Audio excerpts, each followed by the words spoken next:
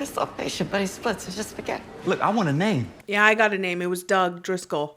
All right, hotties, chat. It is time to check in on our patients. Again, part two. I'm ready to clock back in. I think we're at like 2 or 3 p.m. I lose track of time because I'm just like so busy on my shift. So honestly, you all know what you're here for. We could probably just get right into it. But before we do, you know the drill. First and arguably most important, make sure you are subscribed to this channel to become instantly hot. And if you find yourself interested in further ways you can support the channel, they're listed down below. There's lots of good stuff down there, actually. You can even follow me on social media if you want, because every now and then I might post something. Speaking of posting things, I do have a Patreon for this channel where, yes, the full-length finale episode will be up. If you're interested, you can go check that out. Or just follow me on Letterboxd because I am addicted to that. Extra support is always appreciated. Absolutely never ever required. But what is required is that you like this video and you share it with your grandmother and you tell her to get her clipboard ready, baby. We're going in. And I once again lied about getting right into it because I just have to do the pre-binge notes really quickly. You know what I mean? If this is your first binge with me, well, first of all, you might want to check out the pilot reaction and then the part 1 reaction. Like, if this is where you're starting off, I think you're going to be quite confused at what we're doing here, especially when it comes to this chaos. So those will be linked down below. And you know what else is down there? Timestamps, because sometimes I do be chatting. Again, if that's not your thing, you got somewhere to be, you want a certain place that you want to go check out, timestamps are there for you. All right, but for those of us who have been here before, who have been working, it seems like nobody wants to work anymore. We've got our clipboard. We've got our death marker. Where's our stethoscope? Yes. Okay, here we are. Here we go. Now we're ready. Actually, side note, in between filming this, I got sick. And I was really curious, so I grabbed the old handy stethoscope. And yeah, it's kind of gross. It sounds a little rough. Not that I never believed that they couldn't tell, but you know. I'm a new doctor, so I'm finding things very interesting. And you know what else I was thinking was that when it comes to charting, I'm actually charting every single patient that walks through those doors. Okay, so I'm actually doing more work than any of the doctors there. So if I miss a couple here and there, it's not that big of a deal. All right, 3 p.m. You ready, you little pit stains? I'm so sorry I called you that. Actually, no, I kind of like it. We're all just a bunch of little pit stains.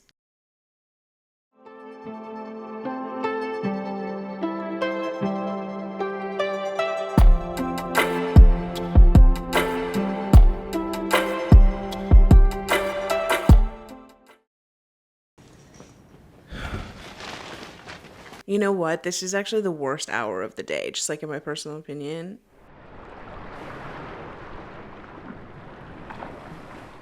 I figured you'd be an ASMR girly. I know. It's so relaxing. You should go home. You know, I'm fine. You're not fine. Oh, I shouldn't have bought that fucking stroller. Fuck that fucking stroller. You fuck that stroller. Let's sell it for more. Just kidding. It's a difficult cases so that they won't linger. The kids you'll lose will linger. Patients throwing punches in chairs. Honestly, yeah, we can't linger. Isn't that the reality? You just gave a speech titled How to Literally Bury Your Feelings. Now, Phil, excuse me. I gotta break up a fight. Olsen! Fucking Fauci zombie! Allergies! You should be ashamed of yourselves. Yeah. Sit down. You're all fucking grounded. First of all, masks are bullshit. And B, it's an allergy. I hope you both have all your shots. What do you mean, like vaccines? Yeah, like vaccines. You don't got them either? Well, let's get you cleaned up. Come on, And baby. let's get you a sandwich. There's no line. We see patients by severity of need. As soon as we have your tests and labs, you will be seen. Hey. No, What's up, don't Eric even. Estrada? Shut the Still keeping fuck your eye up. on me? Always. I still don't know what I think's gonna happen with this guy. Cause listen, like we've been doing so good with like our patient surveys and stuff. We've got a lot of 10s across the board. And I just feel like he's going to leave and die. And then it's going to like reflect bad on the hospital. But to be fair, to be fair in that situation, he left, you know. I don't know. But he's lingering and it's like something as big is going to happen with him. I don't think that like a sandwich will really like calm him down at all. Okay, but also interesting little fight. We've got like an anti-masker, anti-vaxxer woman who now has a tooth stuck in her hand. Seal with dental cement, prescription for Pen VK, soft diet, follow up with the dentist in 1 to 3 days for a crown. What's your name, Tooth Girl? Tooth Girl? Tooth Girl. Too much almond milk in your soy lattes. That doesn't even make sense. That doesn't even make sense. Anti-vax girly. Well, He's still waiting to be seen, by the way. I thought he just has allergies. Just fucking get him some Robitussin or whatever it is.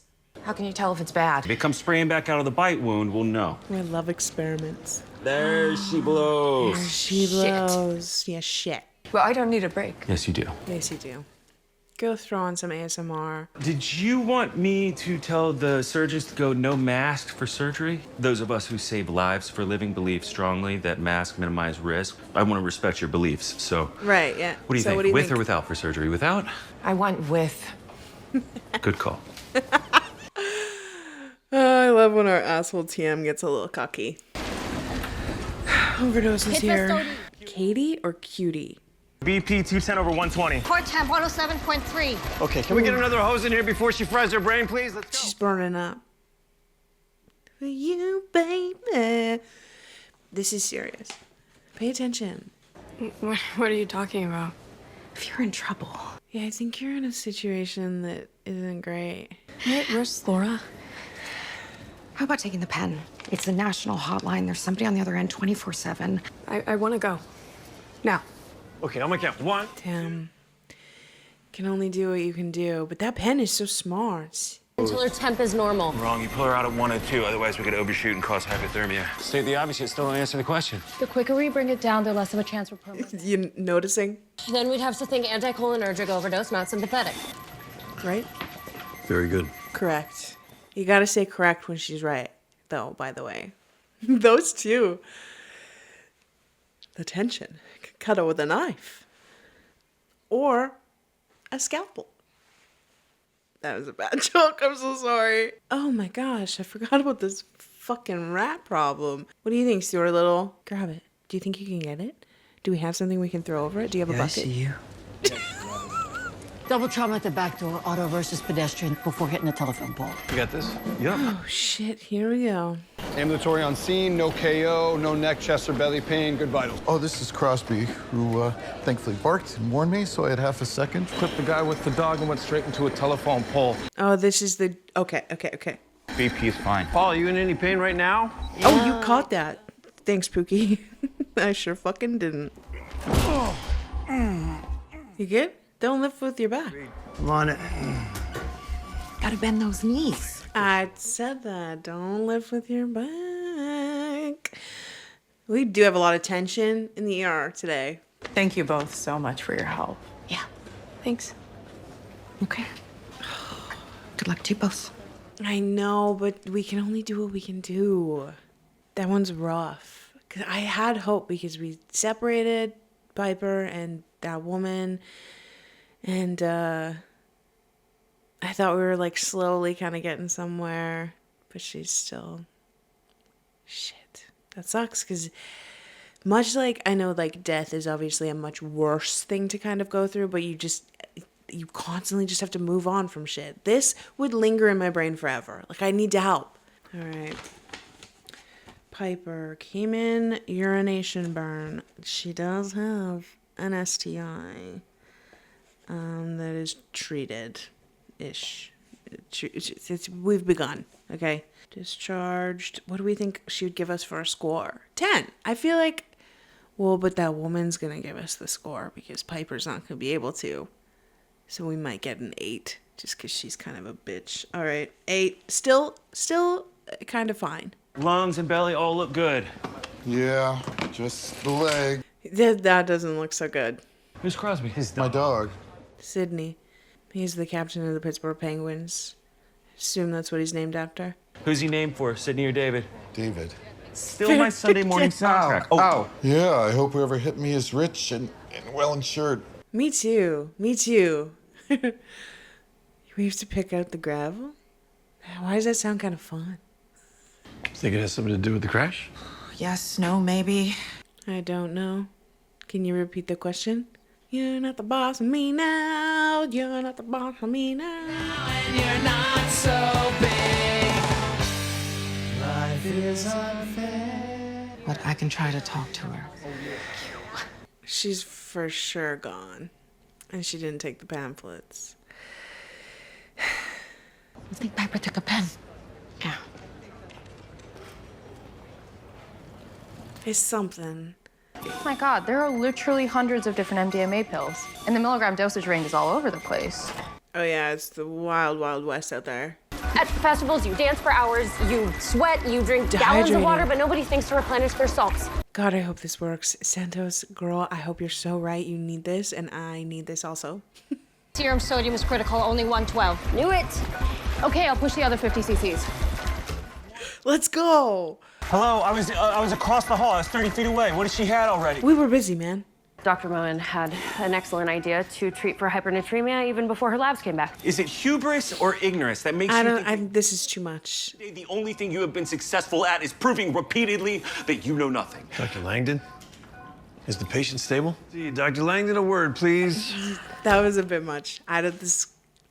Where does it say that shaming, belittling, and insulting are effective teaching tools? It's not a great leadership strategy. Where's your other one? Where's Mel? Your other one? Step up and act like it. Yeah. Yeah. That goes for people you like and people you don't like. That's a good lesson. That was a bit much. But I think you're going to take that advice to heart. And cows totally freak me out. Really? Oh. Plenty of both where I come from. Yeah, farm boy. You know, they're pretty harmless. They are pretty harmless. Oh, I feel bad. Hey, man. It's Dennis Whitaker. I just wanted to say sorry for earlier. Then I guess I piss on people. I'm pretty sure the meth doesn't help. Not using it anymore. Why don't I take my meds? Well, Doc, I'm kind of in between houses right now, living in an encampment on Liberty Avenue. I really am sorry. It's okay. Honestly, I appreciate the apology. Yeah. I think that this little Stuart little guy, Whitaker, has some like biases, you know, that he kind of needs to check. But also, we'll probably just learn through life, right? Through experience. Oh man, I feel bad for him, the patient. Life isn't easy. And we shouldn't jump to conclusions about people being on meth and peeing on people. You're all pretty green, but you're growing on me. Thank you. I can tell. You're a sensitive person. This is a tough place for sensitive people, but we need them. 1,000 pieces of gravel that need to be plucked out of a 2-foot-long road rash. Doesn't that sound kind of awesome? Give or take 100. I think it sounds fun. Gravel. It's a lot of gravel. See, he can be a good teacher. Now he just has to take that energy and use it across the board. Eating some takeout in front of the TV, ideally watching something that makes me laugh. Yeah, I can see that. Me too. What's your takeout of choice? And what's your show of laughter of choice? I would go Indian food, New Girl. You asking him that? No, what? No. It's just, no, of course not. No, I just thought that since you. Feel like I'm watching a rom-com. It's a good show, hey, Earl. No, hey, Paula, I'm Dr. Collins. Your CT shows that you have a broken sternum. That's your breastbone right here. Hurts when I breathe. Let's try 4 of morphine. Paula? I bet. Paula? Ow. Hey, is the actor that plays Dr. Collins British? Australian? Did you catch that R on the end of Paula? No, hey, Paula, I'm Dr. Collins. For a second there, I thought I had her name wrong in my charting, but my charting is locked in. You get to work. I'm going to get some more gauze from triage. And just in case, if anybody asks, just say you need them for anxiety. Okay. Yes. Emotional support, Crosby.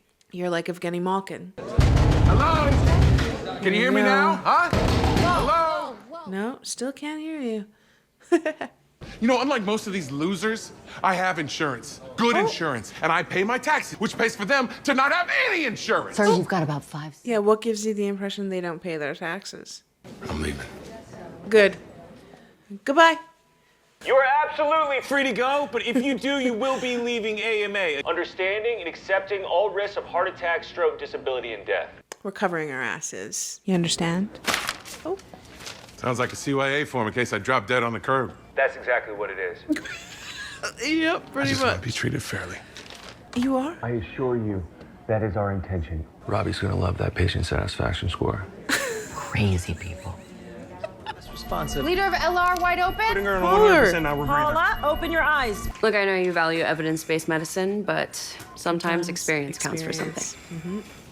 You know, I've been on Langdon's shit list all day. Seemed like he was gonna be more upset about us not calling him in than glad that we stopped the seizure, so. You're very good at this. It's actually worth a lot. Yeah, she needed that. Oh, no, he has to. If he doesn't, he pees. We have a street team here. Mr. Kokoja, are you pretty much in one spot these days? Oh, could we come to you? That's helpful. We could just put you on our schedule. And maybe I can bring out the medicine myself. Yeah, get that experience, kid.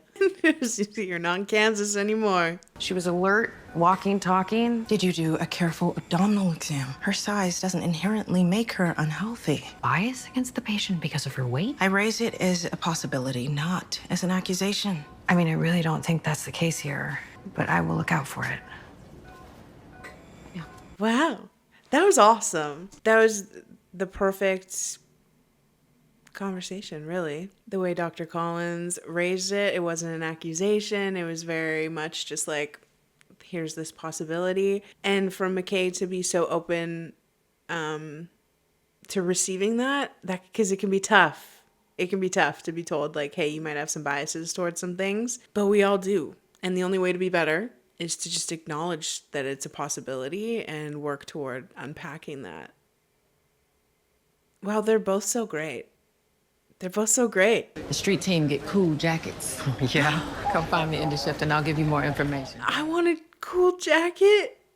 I love cool jackets. Drop it! Drop it! No, keep it. Keep it. Let's go, Crosby. Come Let's here. go, farm there boy. You go.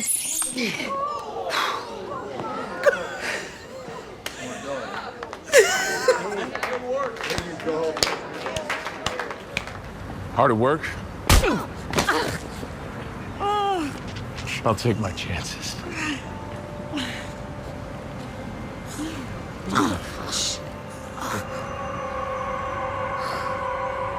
Jaina, of all people? Of all fucking people? Oh, you little cunt. I knew you were gonna piss me off. I just didn't know how. I don't give a fuck about your patient score, actually. Holy shit. Square in the nose. While she's just trying to have a ciggy. That's her time.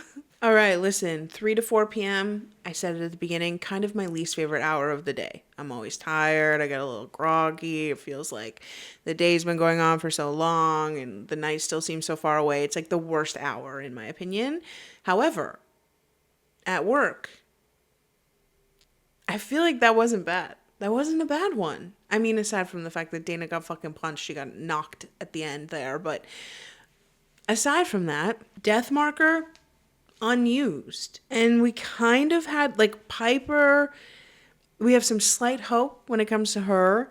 We figured out some things with Polar. We have a puppy. We caught a rat. We're helping someone get their meds. We had a good moment for Santos, even if she didn't get credit for it. I know. It was her. And that was great. I kind of feel good about 3 to 4 p.m. So I bet 4 to 5 is going to fucking suck, hey? And you know what? 4 to 5 isn't much better in terms of, like, hours because then I get a little hungry. Yeah, that was a good one. We're seeing Farm Boy and just what he can do. You know, because, listen, us farm kids, we do have... especially when it comes to, like, animals and bugs, I feel like it's like we have some skills we could use. Do I think I could tackle a rat? Probably not. However, rat was in Crosby's mouth. Very smart to think, throw the blanket over, grab it, snap the neck. It honestly was a pretty great plan, and Crosby really helped, and that's why we have farm dogs, because they are very helpful. Listen, I know our man Walter said that he wasn't named after Sidney Crosby, but unfortunately he is to me. I also like that Whittaker's just getting a bit more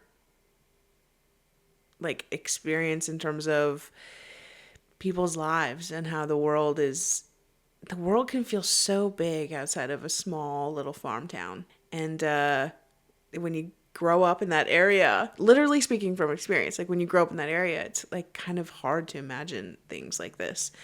So I'm glad that he's not only like recognizing that he has a lot to learn, but he's putting himself out there in terms of like wanting to help further and become part of the team. And it's not even just because of the cool jacket, because we learned that after the fact. And then on the other side of things, we have McKay, who has been here, who has the experience, and we've seen her life experience kind of play into how she has become a doctor, yet you can still learn that you have these hidden biases, or that you might. It's a possibility that there's something that still just kind of lingers in there that you're making decisions based upon. And I really liked that conversation between the two of them about Pollard.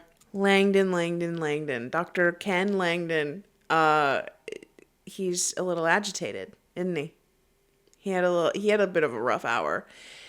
Maybe he doesn't like 3 to 4 p.m. like me, but like he can be a good teacher and he can be a good leader. And we've seen it not only like with Mel, but we've seen it previously in previous episodes too. But him and Santos, they just fucking butt heads, man. And the thing about Santos is she does have life experience that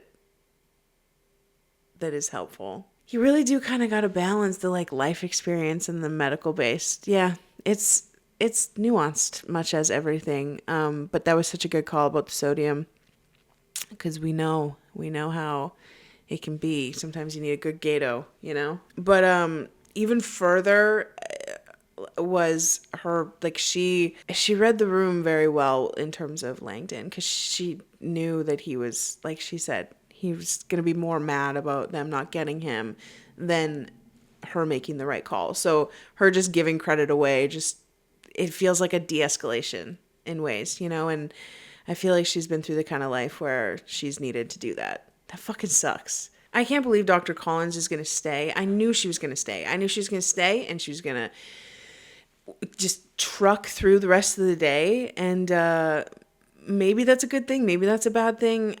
I don't really know, but she's great and lovely and powerful and strong. And everything just kind of keeps moving along. But I do feel like that was a relatively chill hour. So I think next hour is going to be just the opposite of that. Once again, though, how soothing do you think it would be to just sit there and pick gravel out of a wound for like hours? That's what I want to do from 4 to 6 p.m. actually. All right. We ready for the next hour? Should we all go piss? Go piss, girl? And not on anybody?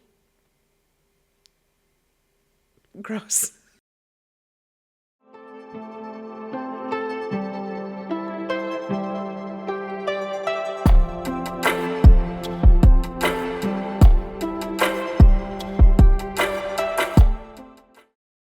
Somebody called you. Who? Somebody from my hospital? Dr. McKay? Are you allowed to just say? Vitals are good. Pulse ox 97. Teddy, are you in a lot of pain right now? Teddy, I know that sounds like a silly question, but we have to ask. Jesus fucking Christ. I know. He's a pissed off patient, but he splits. It's just forget. Look, I want a name. Yeah, I got a name. It was Doug Driscoll. How is he? Stable for now. You've got severe burns covering most of your body. Yeah, you look rough, Teddy. Can I kiss him? Just like be like so softly, I think. Just be so careful. Nod your head if you understand. Receptive and expressive aphasia? Like possible stroke? You don't think so. I don't think so. Let's all figure it out together. Deformity of the right ankle. No LOC, good vitals. Skateboarding, really? I'm fine, by the way. You know this guy? McKay, stay with your kid. Let's take this half-pipe Prince to South 19. Prince. What do you call a Tyrannosaurus under stress? What? Nervous Rex. Dr. King, meet Dr. Mathen, one of our esteemed stroke neurologists. It's got jokes. What type of person is best suited to work with an MRI machine? A trained technician. Someone with a magnetic personality. That one's new. Sorry to interrupt the hot goss, but what about me? Shut the fuck up, skateboard man. Chloe makes me an acai bowl every morning. Oh, Chloe. A gift that keeps on giving. Oh. Yeah, well, now the police are involved, so you may ruin this kid's life forever. And what about the girls on this list? What about them? You're telling me their safety, their lives are worth less than his? I can live with this one. And now you can too. I can live with this one too, yeah. We gotta put the girl's safety. And surgery to stabilize the bones with plates and screws so they can heal properly. Oh, how long am I gonna be stuck here? Do you want to go? You could go. If you just want to wing it, you want to raw dog a break. I don't even know why I hate him. Just because McKay does. So that means I do. And you can release Yoga Berry, but tell him to refrain from doing any handstands for at least 48 hours. Copy that. I don't even remember Yoga Berry. Did we chart him? Did we check him? Sure, I'm sure we did. I remember, yeah. Walter getting discharged, and we let his non-anxiety puppy come. He also helped catch a rat. I honestly think 10 from Walt, yeah? You know what, while we're at it, let's just get Doug Driscoll the fuck off of our charts. He gone like a little bitch. And do I care about his score? No. Should we just red marker him instead? Even though he's not dead? That'd be disrespectful to our dead patients. Never mind. All right, chat. We are sending people home. We're so good at this. What are you going to do to protect the rest of us? Violence against healthcare workers is a national problem. And it's only getting worse. Wow, Gloria, what a great question. Our hardworking nurses were just asking me what steps the hospital plans to take to ensure their safety in the future. That's true. That question did arise. Do we have an answer? Oh, yeah. About everyone. Robbie. How does that even Never mind. I don't want to know. We thought this was the line for pediatrics. I'm 16. Let's see it. I'm doing this because you're a minor and you have manners. Thank you so much. Manners will get you far in life. Okay, then. Come around to the double doors. Ooh, let's get rolling. I missed his name. Fuck, I'm slacking. It's the 4 to 5 p.m. of it all. Who do we have the pleasure of meeting this afternoon? Everett Young, 16, took a line drive to the left eye. Ball to the face. No, ma'am. Okay. You got your manners from your mom? Get your hair from your dad, though. Grade 4. You have meaning? Get out of our bubble. Okay, we'll check the pressure. We're going to right now. He is my attending, and I wanted his input on a patient.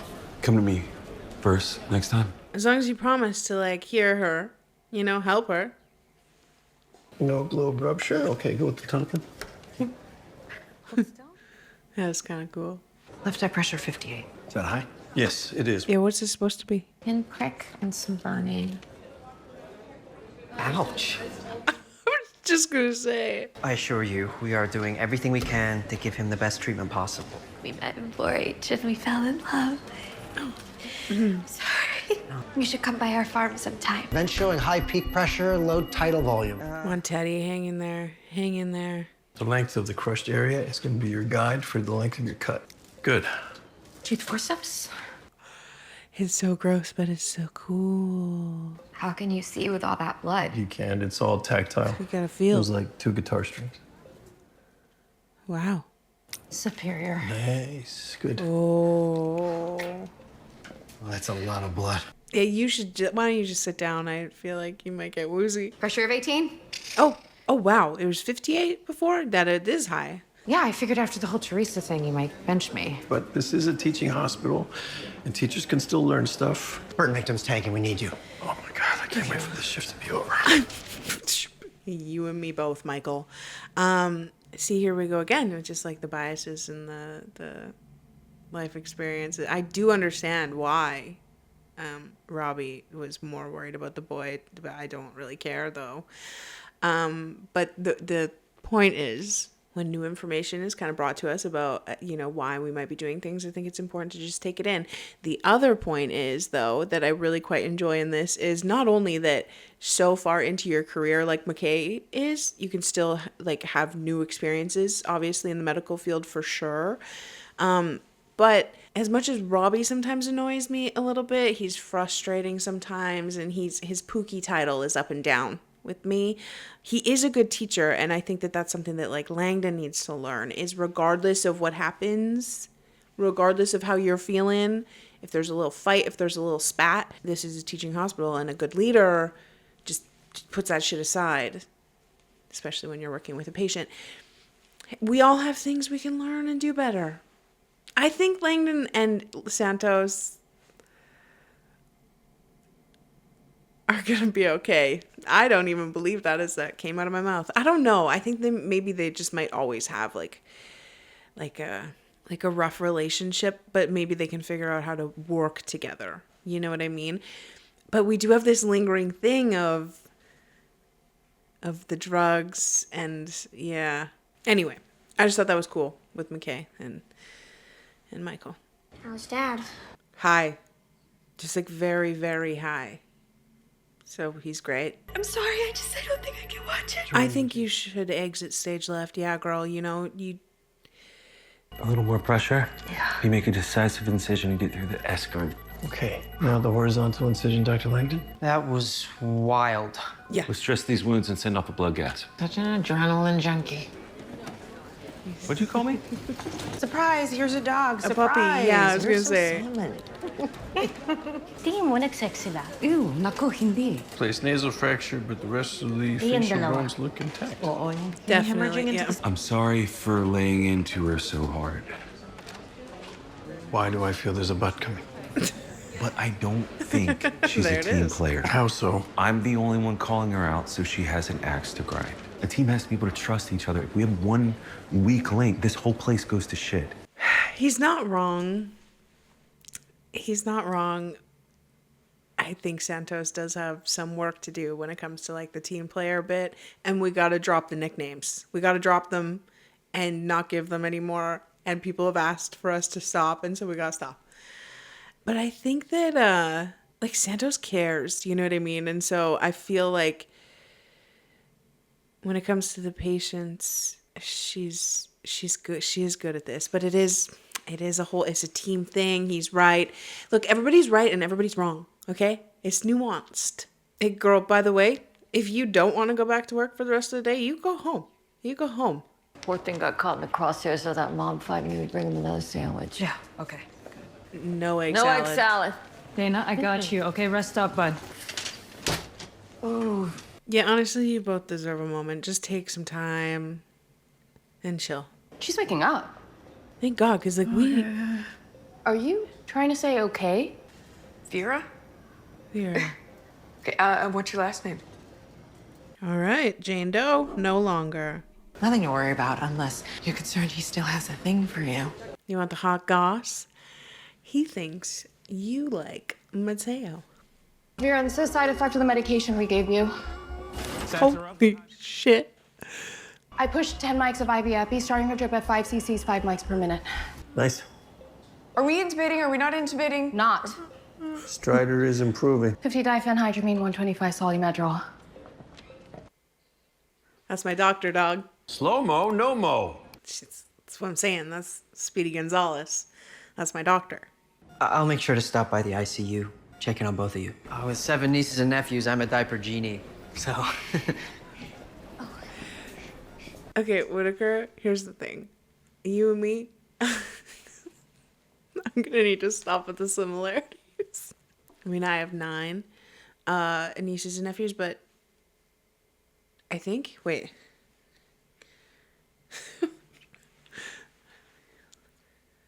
Yeah, 9. Is you're a country kid that comes from a big family. You're same. Call Kiara, have somebody go upstairs and talk to the wife. Amy, why? We wanted to give her hope, but the reality is her husband's not going to make it. His chance of dying in the next week is over 90%. He's young, he's strong. Maybe he's the 10%. Maybe. But he's a lot more likely to die of sepsis before his kid is born. That's how odds work. 90% is more likely than 10%. It did look so bad. So we could be game ready by Thursday. No, probably not. Sarah, your son is freaking out because he may never see out of his left eye again. And just be his dad. God, it can't be that fucking hard. Which neurotransmitter makes the best adhesive? I don't know. Glutamate. Glutamate. Am I right? Nicely done, Dr. King. I like these two together. I'm really sorry if it seemed like I doubted you. I didn't. I just. Honestly, I surprised myself a bit. My humble queen. What if I don't have special sauce? Of course you do. Just be yourself. Yeah, you got special sauce. You got so much sauce, girl. You're sensitive, which you think is not to your benefit, but it is to your benefit because you understand people and you're really like easy to be around and you're very smart. And so I think your empathy and your brain is going to make you a great doctor. I think you're going to probably struggle with like the emotional part of it, but you'll be all right. You got so much special sauce. All right, charting update though. Teddy. Our boy Ted.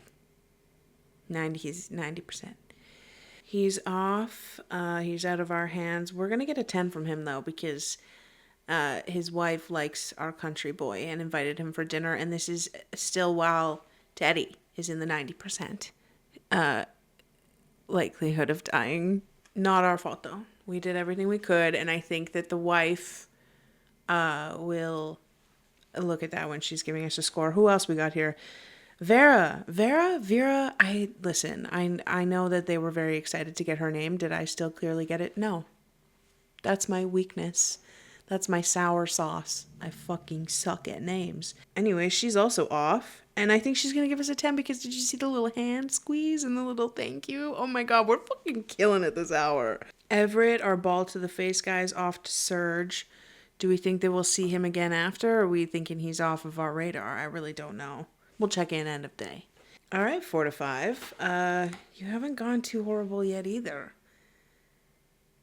That makes me worried. Is that a thing in hospitals? Do we feel like if you have a few hours of a lull, then you're just like are expecting impending doom? I'm just hoping to get to the night shift for a little bit. You and that baseball kid are two pressure cooker prodigies in a pod. Just saw yourself in him. As physicians, we gotta learn to keep our emotions in check. And I also learned to never get on your bad side. This is a teaching hospital. Dr. Santos, a moment, please. How's your first day going? So far, so good. Getting along with everyone? Yeah, pretty much. Except Langdon? Except Langdon, yeah. So in this ER, we all need to work together as a single unified entity. It's fine. I don't want to get anyone in trouble. I know. Now you have to tell him. Anything that could affect my ER, I need to know about it, and you have a responsibility to tell me. She thinks Langdon is stealing drugs. Well, when they do, just send them to me. Absolutely, Queen, we Make will. it look like an accident. I believe you. Got a sec? Bless you. For you, boss, I got two. Oh What's up? God, I just got so nervous. Fuck. I heard there's been some inconsistencies with meds intended for your patients. Ken, I need you to be so fucking honest with me. Frank, have you been helping Frank? yourself to benzos from the ER? Hold on, your name is Frank? Dr. Franklin Ken Langdon. Benzo thief? All the signs kind of do point toward it, like just in terms of the inconsistencies, not his behavior. I think he's on them currently.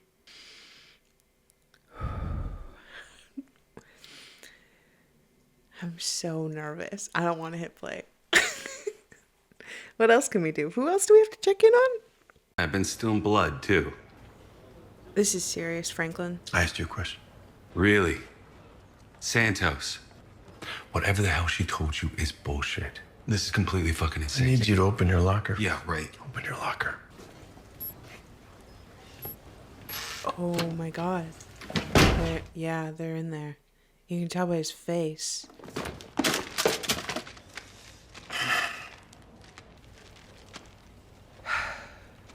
Dr. Hagen prescribed me some pain meds and muscle relaxants. I was just weaning myself off. It was just for maintenance. I'm done. Robbie, come on. You know me, Robbie. You know me, man. I'm sorry. I fucked up. I'm not high.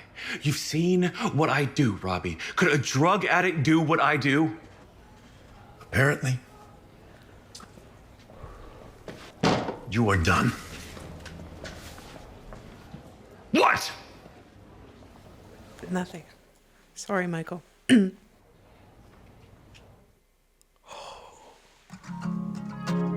No, because see, that's the thing about 4 to 5 p.m. If you don't have a snack and you get a little hungry, everybody gets a little angry. Whoa, wow. That was wild to watch play out. That actor guy that plays Langdon, he's good. He's had a couple moments throughout where I'm like, have thought he's a good actor. His like joking manner of like, yeah, and I'm stealing blood too, or whatever he said, and then the way his whole demeanor changed when he said like to open the locker, I knew right away. I was like, they're in there. They're in there. I believe him though that he's not currently high. I know he's Red Bulled the fuck up, and then is probably weaning himself off. You remember how agitated he got? He is a little agitated. It's not funny. I'm sorry. I think that I said that, I feel like, last part where I was like, you couldn't convince me he's currently high because I've seen that man lock the fuck in and do some like really intense procedures and stuff. But I could believe he's like weaning himself off in like a bit of a withdrawal type thing, especially because it seems like the medications were in there, stolen, not consumed. Holy shit. And then like Robbie, like, I understand the frustration and the anger from that, especially because it feels like Franklin is kind of like his like prodigy, right? Like he's like kind of mentoring him, and when something goes wrong in that, you can't really help but feel at fault. But it's like, again, just nuanced, because it's like an issue with drugs is not of any fault of Robbie, although I know he's gonna feel like it is, especially because it trickled into the hospital, and in terms of like stealing medications and stuff, it's messy, and I understand Robbie's anger. Oh, I can't believe this is where we're at. I also I understand why Santos said ended up telling Robbie. I just wish I could feel more like it was fully to do the right thing and less about like who it was. Like, I wonder if it was someone else that she was like close with, or not that she's really close with anyone, but if it was like Whitaker or like something like that, I can't help but wonder if the situation would have turned out differently. But that is how life goes, right? We do make decisions based on these kinds of things. But I also think she was doing the right thing. Everything is so fucking nuanced. I think she should have. I want to make that clear. I feel like if that's, especially when it comes to like patients, and if at any point in time patients are in danger of not fully getting their medication, or just having someone high kind of treating them, which again, I don't think he's like currently high, but regardless, I understand. We need to be doing the right thing. Okay, but also, we still have not whipped out the red marker today, even though we do think probably our boy Teddy not going to make it. We are doing okay. Like, we're doing all right.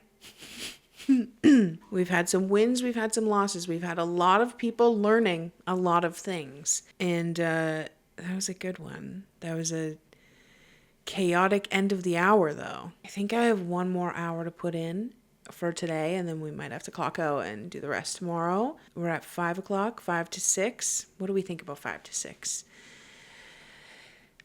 It's kind of my favorite hour. Well, not favorite, actually. All of my favorite hours come after dark, and so those vary depending on the season. But typically after 5, the day's starting to wind down.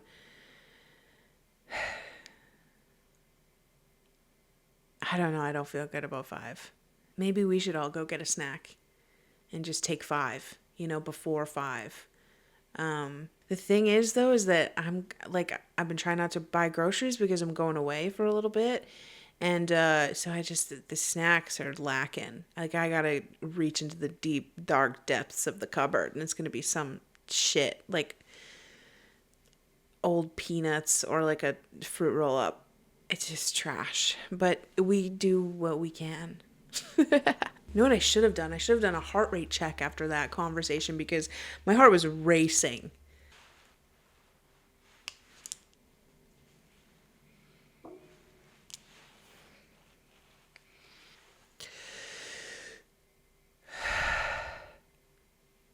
Yeah, she's so clear again. What if after this I become like a medical ASMR channel?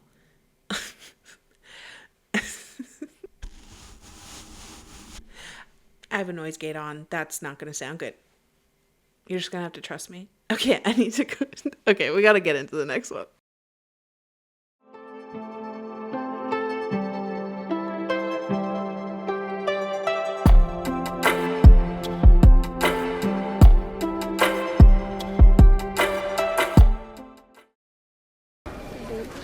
We're so close to home time. Not now, Myrna. Oh, women in labor. Pretty sure the black eye is gonna give you away.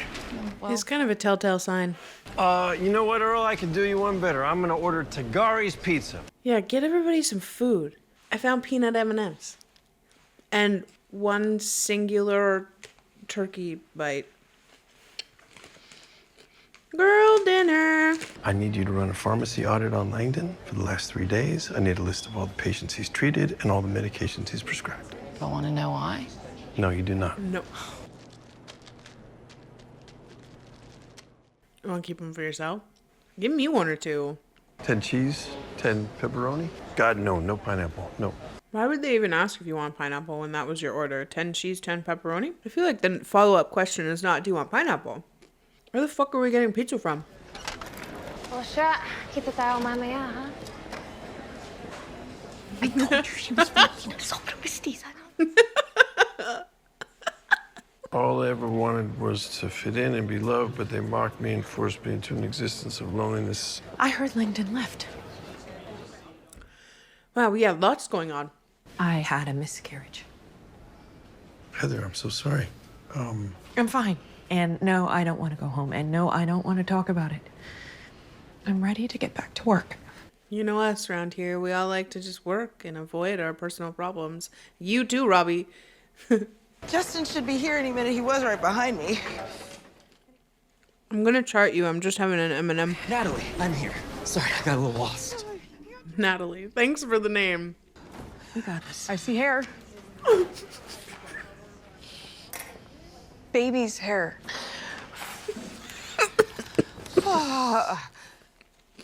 Choke on an M&M. So what's my other option? Right here, baby. Let's go. We are so getting a 10. This baby is coming now. Babies don't fucking wait. They are on their own time. You can follow Mateo to Cheers. That's where we could really use you. Cheers is about to be my bitch. I love these two. Like, they have the situations clocked, okay? They are in on the goss. Like, you ever need anything, you ever need to know anything, it's them you go to. They're dialed in. Ay, cosa sabong dito. Keep it up. I'm feeling that way too, yeah. You got here just in time. We're the dads. All right. Same room, same womb. We've been urging her to stop saying that. Please don't ever say that again. I know, it's kind of great. You got this. 3, Let's go, Nat. 2. Same room, same womb. Has experienced a day of abdominal cramps, vomiting, and diarrhea. Afebrile. I'm Dr. Mullen. I'm student Dr. Whitaker. Hi, Ivan. I'm Darcy. This is my 3rd day. You know, my back is killing me. 4-hour car ride will do it. I mean, the last time they gave me morphine, and that worked pretty good. I know, same, guys. Start with 4 repeat PRA. Yeah, we know. Remember how I said you get good at spotting the fakers? He did say that. He's checking every box. Right. But he said he doesn't take drugs and seldom drinks alcohol, so that's exactly what he would want you to believe if he was drug seeking. Wow. I did think that was going to come back around with a faker. Yeah. And listen, country boy, can't help but notice that I believe the one you instantly thought was drug seeking was a black woman. and then a white man is exhibiting all of the symptoms, but you give benefit of the doubt. It's just an observation, not an accusation. This is a teaching hospital. Oh, we're still pushing. We're still pushing. Oh no, that's the wrong way. That's the wrong way. Get back up. Baby shoulder might be a little stuck on your pelvic bone. Ready? Yeah. Why don't we all take a deep breath, huh? Everybody. Dear Chad. Oh my God. Hey, babe. You must be Chloe. We're moving Central 6 to Trauma 1. We need you. Oh, shit. We are not done here. Yeah, we are not done. We will be revisiting this. Most likely bleeding is from the esophageal varices, varicose veins, and they can burst. What does that mean? Ow. We're gonna lift your knees up to your chest now. It's like Squatty Potty, but a different hole. So what do we do? We deliver this baby. We got this. We got this. We got this. We really have to have this. Robbie, MTP from bleeding varices and trauma 1. Robbie's hands are a little full right now, at the moment. Yeah, my hands are a little tied up at the moment. Rotating the posterior shoulder up and Oh. Give me one good push. I see just shoulders out, so we're the progress. Yes. Let's fucking go. Good job, Nat. Good job. What? Why do you still look worried? Shouldn't he be crying by now? Heart rate is 95. He looks a little blue. This kid needs oxygen. Come on, baby. Come on, let's breathe. Come on. Section ready? Ready. Come on, little guy. There we go. Oh my God. That's good, right? Because I feel worse. I told you that I got better last time with morphine. I didn't lie. Bube is a morphine-like drug, binds to the same receptor. Langdon called the main line. Okay, noted. Thank you. I know this isn't the time, Michael, but I do feel like we could use Langdon right now. I know. He had to go. It's fine. I'm just feeling, the hole. Right there. There you go. You're a natural. Shit's beautiful, man.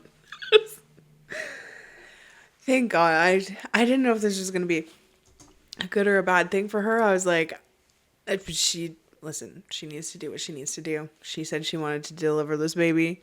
Then she wants to deliver this baby, but then shit started going wrong. And I was like, if we lose this baby, regardless if we lose the baby, not great, but shit's beautiful, man. Oh, wow. Oh, no. What? 800 mics of sublingual misoprostol and 1,000 of TXA.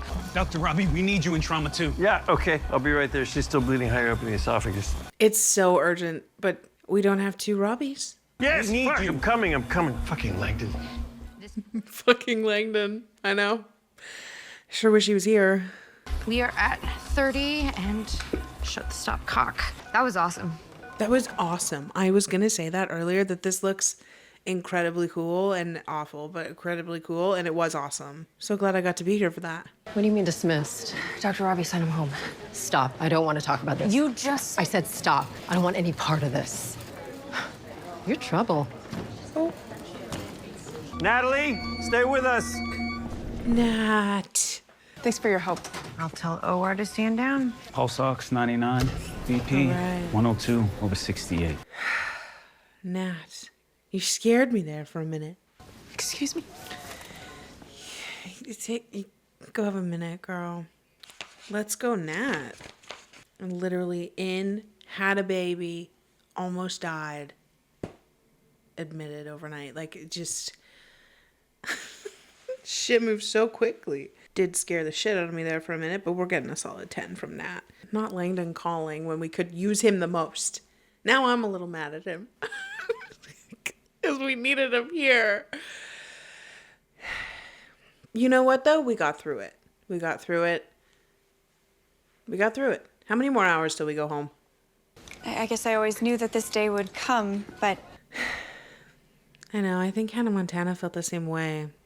I always knew this day would come. She sounds like a good mom. Are you close with your mom? Sure, yeah. Sure. Yeah.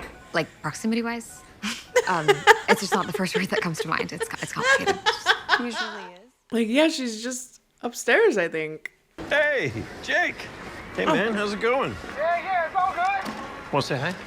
Hey, Jake, long time no see. Thank God. I got so scared. I was like, Hi, Dr. Rabinovich. Just Robbie. Thank you. Nice meeting you. You too.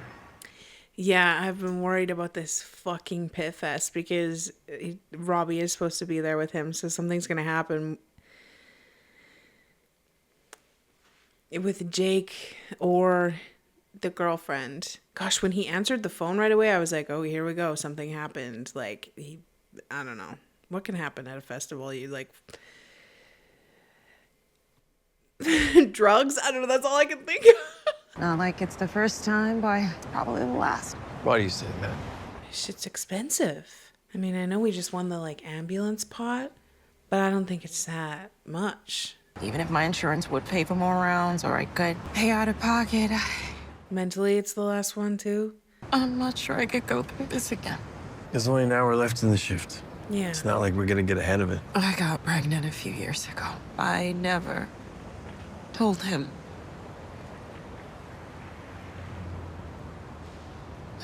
I was afraid he'd hate me for being selfish. Not selfish. Heather. Do you think he'd forgive me if he knew? Yes. He would want you to forgive yourself. The mom had 9 babies on her back. Yeah, girl, go home. We got this. Even without Langdon. Is this legal? This definitely violates the restraining order. He's yours, believe me. Promise, Mom. But mind your place with my son. An 11-year-old needs stability. Yeah, like daily showers. If you really care what's best for Harrison, you will back the fuck off. And if I ever see you in that shirt again, let's just say you will have wished you hadn't, okay? Is anybody honest about anything anymore? Or are we all just bullshitting our way through life? Well, yes. I expect a level of this from medical students. I expect more from an R3. Yeah, no, she said that. I mean, whatever you call it, Doc, it worked great. It's a medicine specifically targeted to treat opioid withdrawal. I said I was giving you a morphine-like drug that got rid of your cravings. It's true, I was there. Those were the words she said. You know, I return my shopping carts. Like, I pay my taxes. That sound like a drug addict to you? Yes. Yeah. Because anybody can be an addict. You were proof of that. A lot of really good people struggle with addiction. No, screw this hospital, okay? And screw you. Hey. Hey. You take this one, Robbie. Dr. Mohan will advise you on our proposed action plan. You can either choose to follow it or not. That is entirely up to you. My father passed away when I was young. I hope she gets to have you there for all of her other big days to come, too. Dr. Mohan. Yeah, that's like the only time I've ever seen her kind of, her bedside manner get a little much.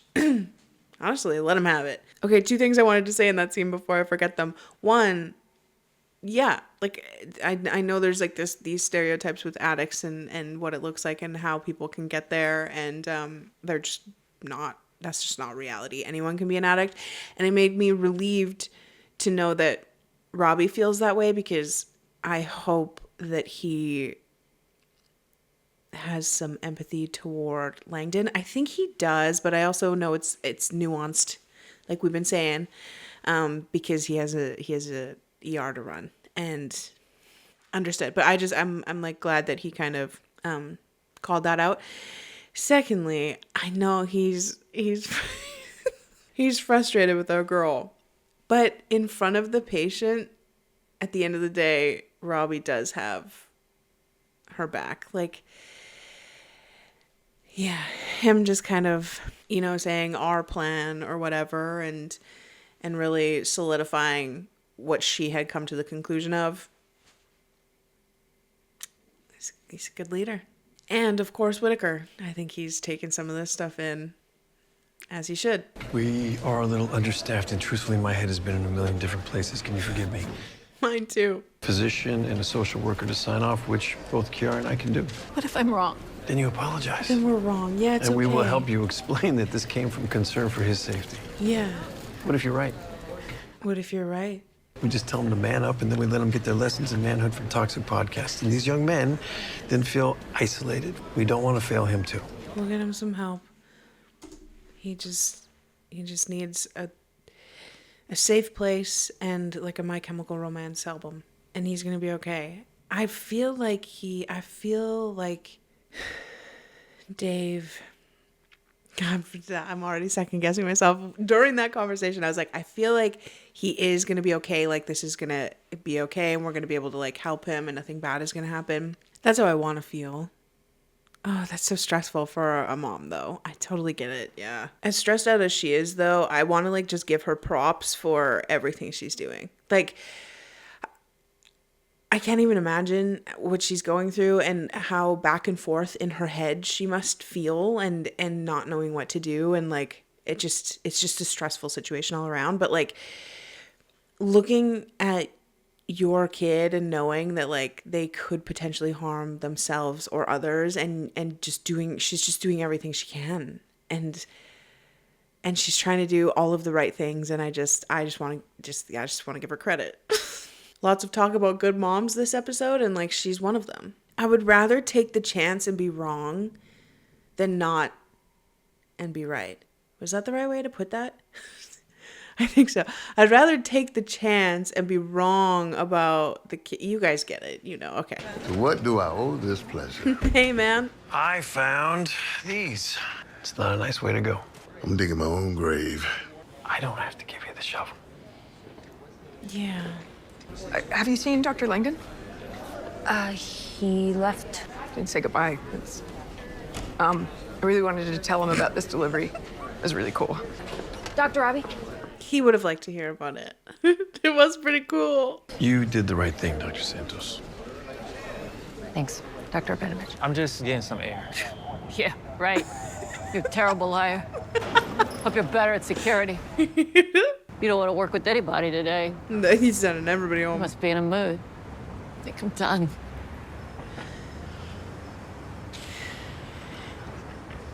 Yeah, I just honestly don't know what I'm gonna do without you. Yeah, you run this place. Don't let this place take that from you.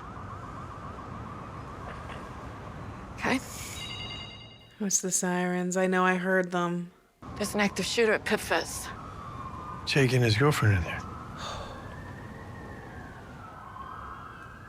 Don't end.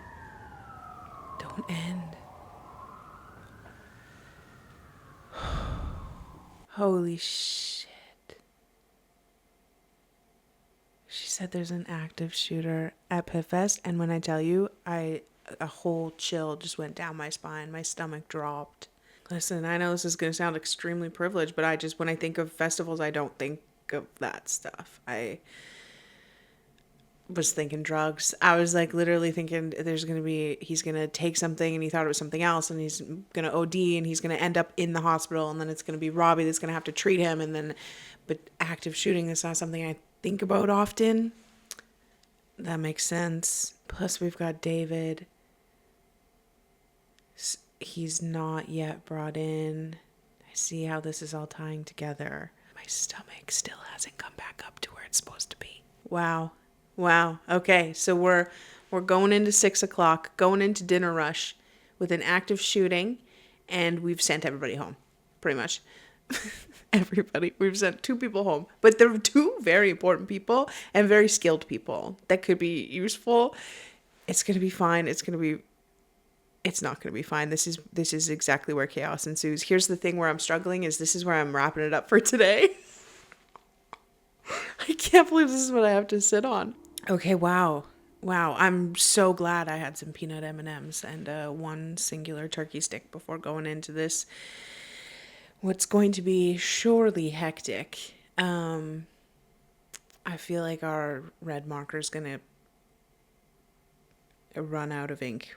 Okay, but we had 2 kind of running themes in this episode, like parents and good moms, and then we also had addiction, and we had Langdon, then we had that guy, his name is in the chart, but you know him. But then it tied back to Louis. I was wondering what Robbie was gonna do with those pills. I do feel like he wants to protect Langdon a little bit, and maybe he's not going about everything by the book like he probably should, which makes sense. Fuck the book sometimes, okay?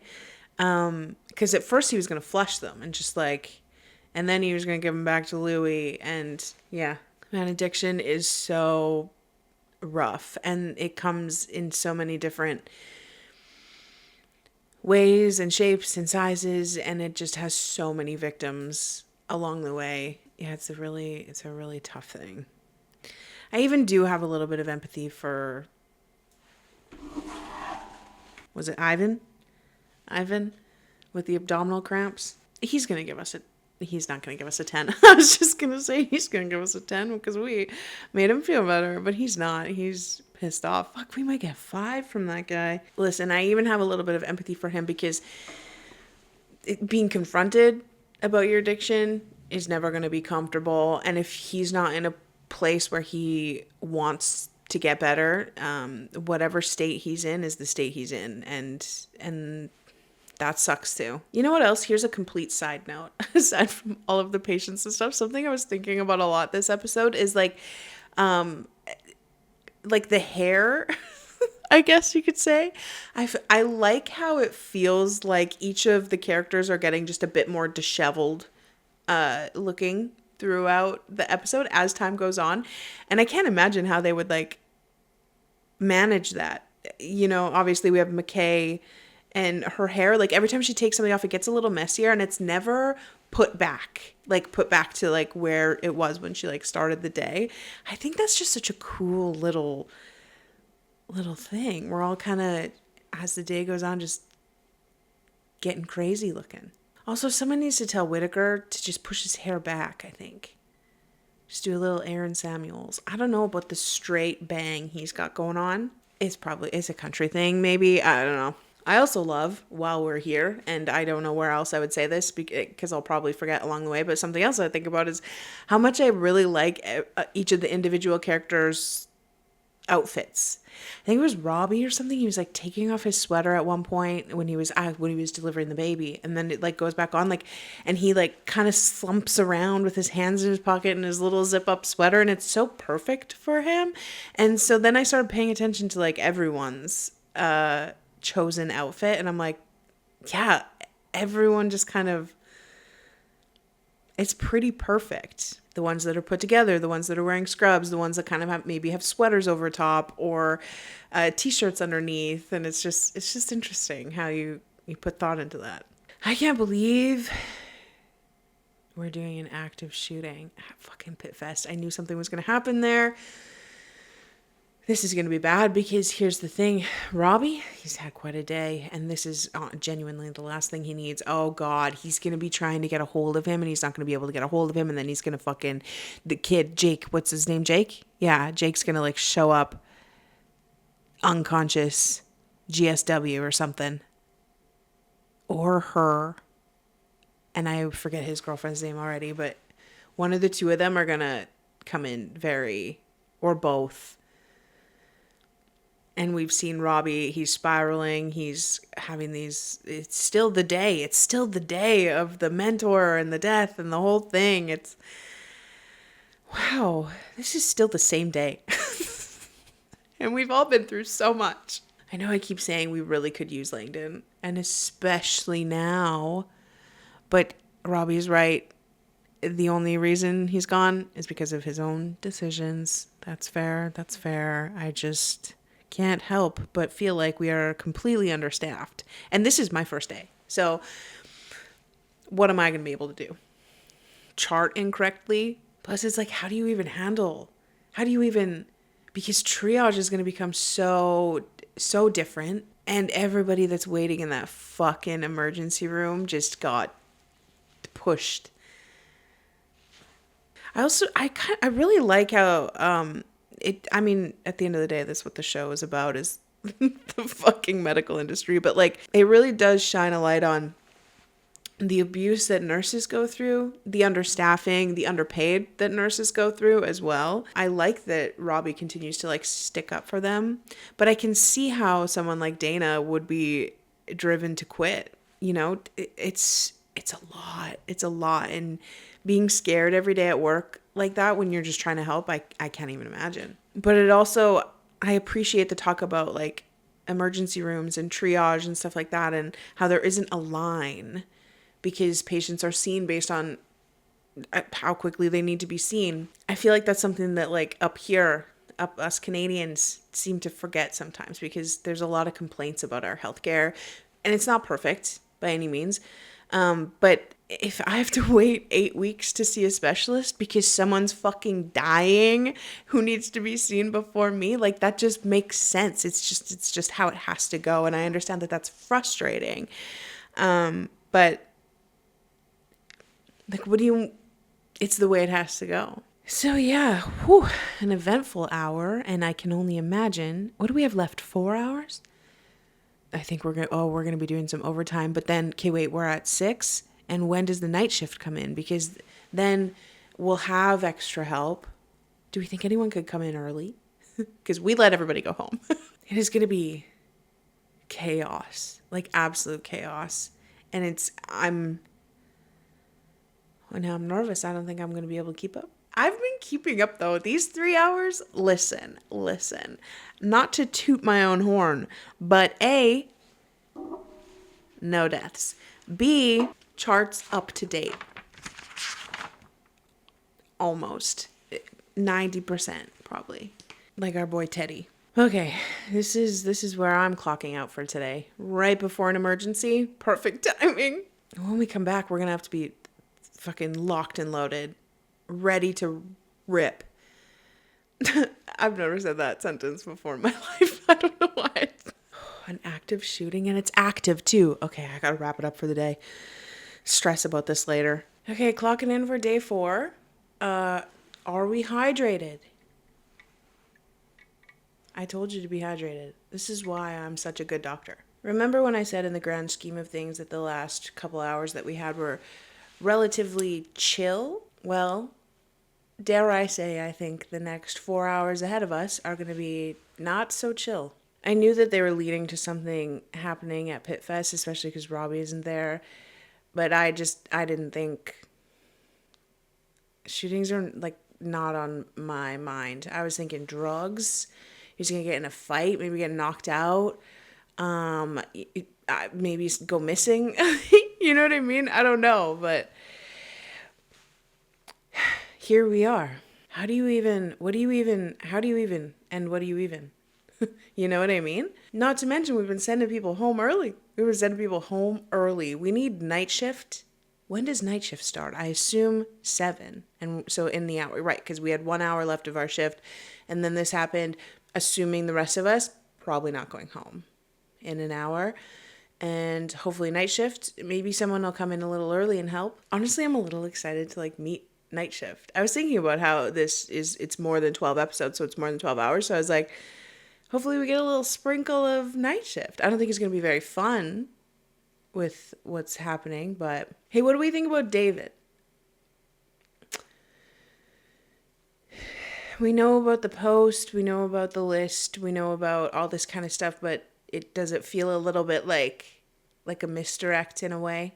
Like it's, at the end of the day, not going to be him that's doing the shooting? I don't know, I'm nervous. I've never dealt with a active shooting before. So, gosh, what a rough first day. And also, since I'm an extremely prepared doctor, I updated my chart. Like, we're starting with kind of a blank page. We have 1 patient on here, but I just feel like they're going to be coming through. Here's the thing. If my charting gets a little out of whack, because it's been perfect up until now, if it gets a little out of whack, it's actually not my fault. It's just the chaos of the moment. Okay? They use iPads. I was thinking that last time. I was like, they're just using iPads, and that feels so much more productive. Maybe that's what I'll do in season 2, is just like use an iPad. But I like the clipboard. It feels official, you know? All right, team. I don't even know what to say. I guess let's just.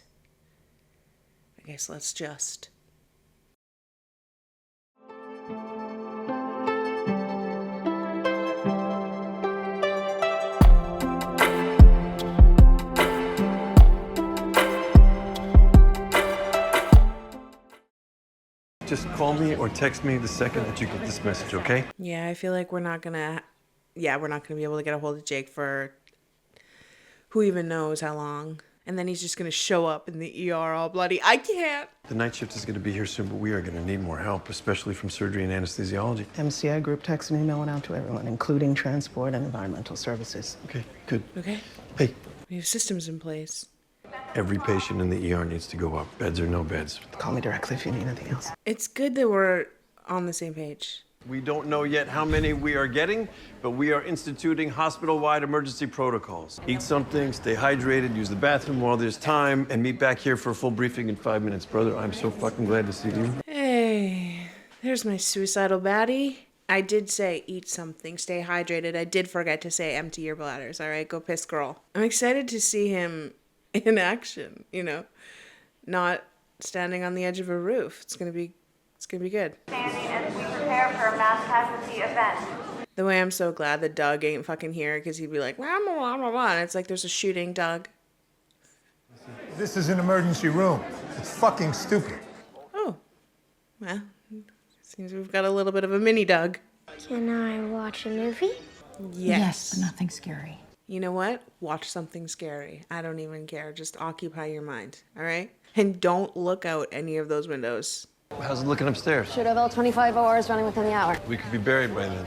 Everyone's rolling as fast as they can. Surgery's ready. We're here. We're ready. Holy shit. I feel this like impending sense of doom, and I feel extremely nervous but calm at the same time. I feel like they're not like overreacting. Everyone's like staying relatively calm and just going about the motions. That's why they're professionals, I guess. For all you newbies that don't know, Dr. Shen is our night shift attending. John, I'm going to put you on point triage. Cool. Good to meet you. Triage will decide who goes where depending on their injury. If you need someone, look for the vest. It's bright and orange. You cannot miss it. And assign every patient to a specific zone with the colored slap codes. band. Oh, slap bands. Fun. Not fun. This isn't fun. We have 5 minutes to try and stabilize the reds. After that, it's OR, ICU, or morgue. The south and central common area over there will be the pink zone. That is for patients who will die in under an hour without treatment. Yellow zone is the north corridor. Those are gonna be mostly extremity wounds. But a yellow can change to a red if they go south. You gotta stay on top of them, even if they seem stable. Green, minor laxant sprains, they go to family medicine. Black and white bands are DOA, imminent death. Peds is now our morgue. I'm gonna write down these colors. We're a MASH unit now. There's no charting, no electronic medical records, no board. How do we document treatment? You know what? You're right. This guy, our night shift guy, this guy was in the Army, right? Is that what it was? Army, Navy, you know, one of those things. So I feel like this is Goal is to resuscitate ASAP so they'll make it upstairs for definitive care. kind of not new for him. Communicate. Yeah. Ask for help if you need it. Trust your attendings. We will get through this together. Damn right we will. Together, together, together, together, everyone. Don't worry, it's okay. We got plenty of people coming in. Just follow Dr. Abbott's lead. Yes, we have to get through the first hour and then we'll have more people in. Where the hell did Myrna go? Antoine, did you take the cuffs off Myrna? Hell no. Myrna, this is the last thing we need right now. Could be green, family medicine for scrapes or sprains, but stable penetrating extremity wounds go to yellow. Perfect. Dude, relax. I got the front door. You worry about the back. Passed the quiz. It's good. He's just having a little coffee. You're going to be alert and ready. David wouldn't do this. I really hope you're right. Me too. Okay, here we go. Buckle up. What's this? That's priority boarding. You're going to be okay. Priority boarding. The thing is if I was going in, I'd know that any color close to red, not looking good. Black and white, peds. We've already got a fucking black and white, a pink, and a red.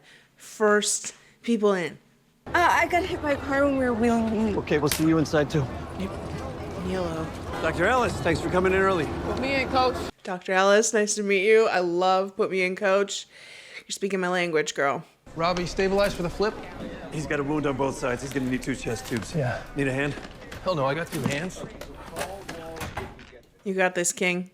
We are working fast, but concentrated and thorough. This is already quite impressive. I know this is just the beginning, but He is deaf, ASO only. They need to know that. Well, radiology's gonna be closed for hours. Put her in a long can boot and pain meds. We're just gonna make you comfortable.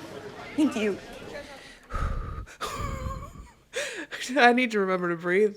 Going up to the OR now. Hold on 1 second. ASL. They need to know he's deaf when he wakes up. Good job, Dr. King. Walsh, neurosurgery in house? Yes, send him to the neurocrit ICU. The trailer's from there. Moving through. Easy peasy, I'm in. Back her up. Hey, it's Franklin. Hey, it's Franklin. I know. What do we do? Kind of need him. Trust me. Oh, we're a little late for that. I trust you for right now. Good for Yellow. Been to a million concerts. Whatever happened to Peace and Love, man? It's a great question. That is a great question, man. Is he Langdon's back? Yeah, not by choice. I'll deal with that when this shift is over. Comments? Not answering. I don't need you teaching me right now. You're already an expert. Read the fucking room, Mom. No, but for real, we got to read the room. I got this. Takes a village. I know, but I worry about him because he's so chill. I feel like, oh, here it is. Okay, I was just gonna say, I feel like we're gonna have a Yellow turn to a red real quick because he warned us that could happen, and I was like, I bet you it's gonna be this really chill guy, but it might be the mom. Drilling an IO. I'm gonna get some blood, and then we'll move her to pink. Pink. Pink's better than red. I need 0 form, cut 4x4s, and elastoplast tape. You're here. In the flesh. What do you got? Run the line, baby. Your son's in the OR with the GSW to the chest. Sweet. Family reunion and post-op. Good catch, you two. Hey, Langdon, we're out of 0 form. Thanks, Franklin. No, I'm waiting for surgery on the 4th floor. Okay, well then. Not anymore. She needs me to get our son home. He's in the staff lounge. No, she doesn't. Don't piss me off, Chad. Or Jared. Whatever. What the fuck was this guy's name? Yeah. A little bit of something chaotic going on down here. Welcome to her life. Yeah, I'm not sure they can get here right now, and neither can Chloe, but, we can Uber to my place. You think an Uber can get here right now? We're already rationing our blood supply. What if we run out? I'm O positive. You can take mine. My spidey sense is telling me she took her morning insulin, but she skipped lunch. She's in a coma from low blood sugar. Listen to it, Peter Parker. These are healing hands. Too bad they're so tiny. Hello, what's your name? More coming from Presby. Running very low on O-neg. Perfect storm. Oh, shit, I'm O pos. I think. Maybe I'm O-neg. I don't know. I'm an O. Rainy clips. Clamping off a bunch of subcubilators. Good work. Keep it up. You two are gonna have to work together well right now. It's important. No shit. Prep the neck. Hold on, okay? Yeah. And do it again. Yellow, we're good. How did you do that? We are so fucking talented. Let's go. Air from the chest is leaking under the skin. Whoa. Loosen the pulse. What do you think? Tamponade from pneumomedius sinum, about to cut blowhole incisions to release the air. Do it. On fire, girl.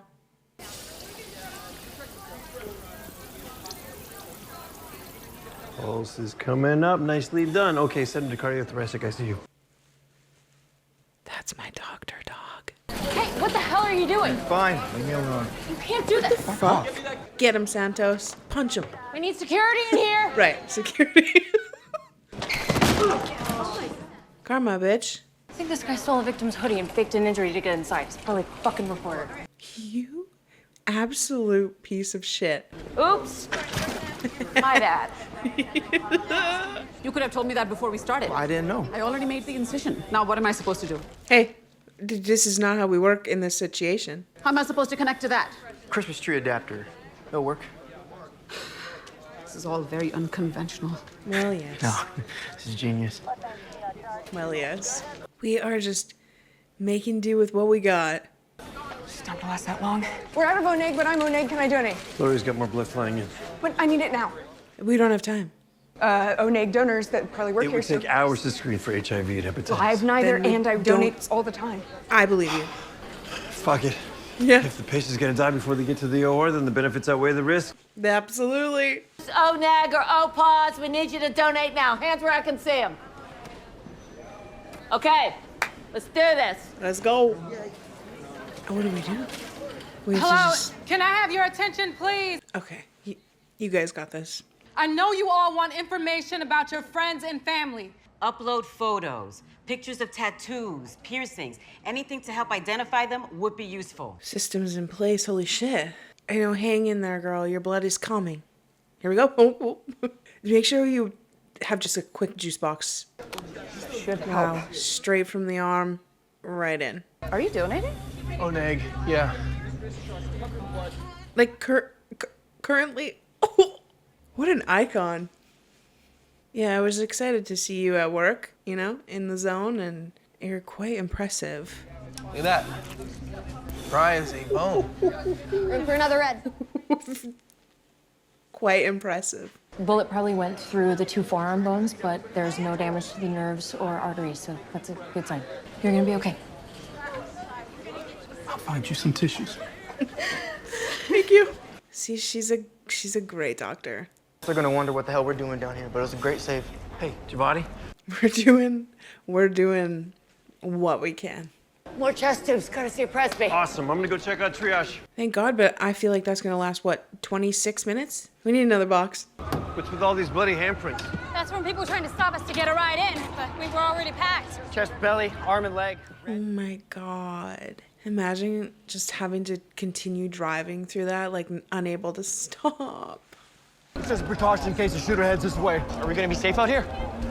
Should be now. Focus on the patients. Focus on the patients. Right. I know, but it's hard not to worry about your own safety, but Jesus, when is this gonna end? I think it just started. I know I'm panicking a little bit too, but if we gotta focus on the patients. Holy shit. That was an incredible episode. I was locked the fuck in. That was complete, like, organized chaos. I know that this show is like the more realistic versions, and again, this is my first day, so I'm not a real healthcare professional, but I really appreciated the like severity of the situation, but everybody was very calm. Like, it wasn't what you would typically see in medical dramas, right? Like people yelling everywhere and people spilling shit and like running into things, and like it's just chaos. This was very chaotic, but it flowed very well. And I appreciate that so much. We were running our systems. We were in and out, people in and out. We had slap bracelets. We had blood stations. We had everybody working together. It was just so awesome. The communication, on point. We were fucking innovating. We were just like, we had to come up with new things because we ran out of supplies or blood or whatever. We were so on our feet. I keep saying we because I was totally a part of this, okay? But the entire team thinking on their feet, just like in it, focused. They are such good fucking doctors. It's incredible. It was incredible to just watch play out. Langdon being there does not surprise me at all.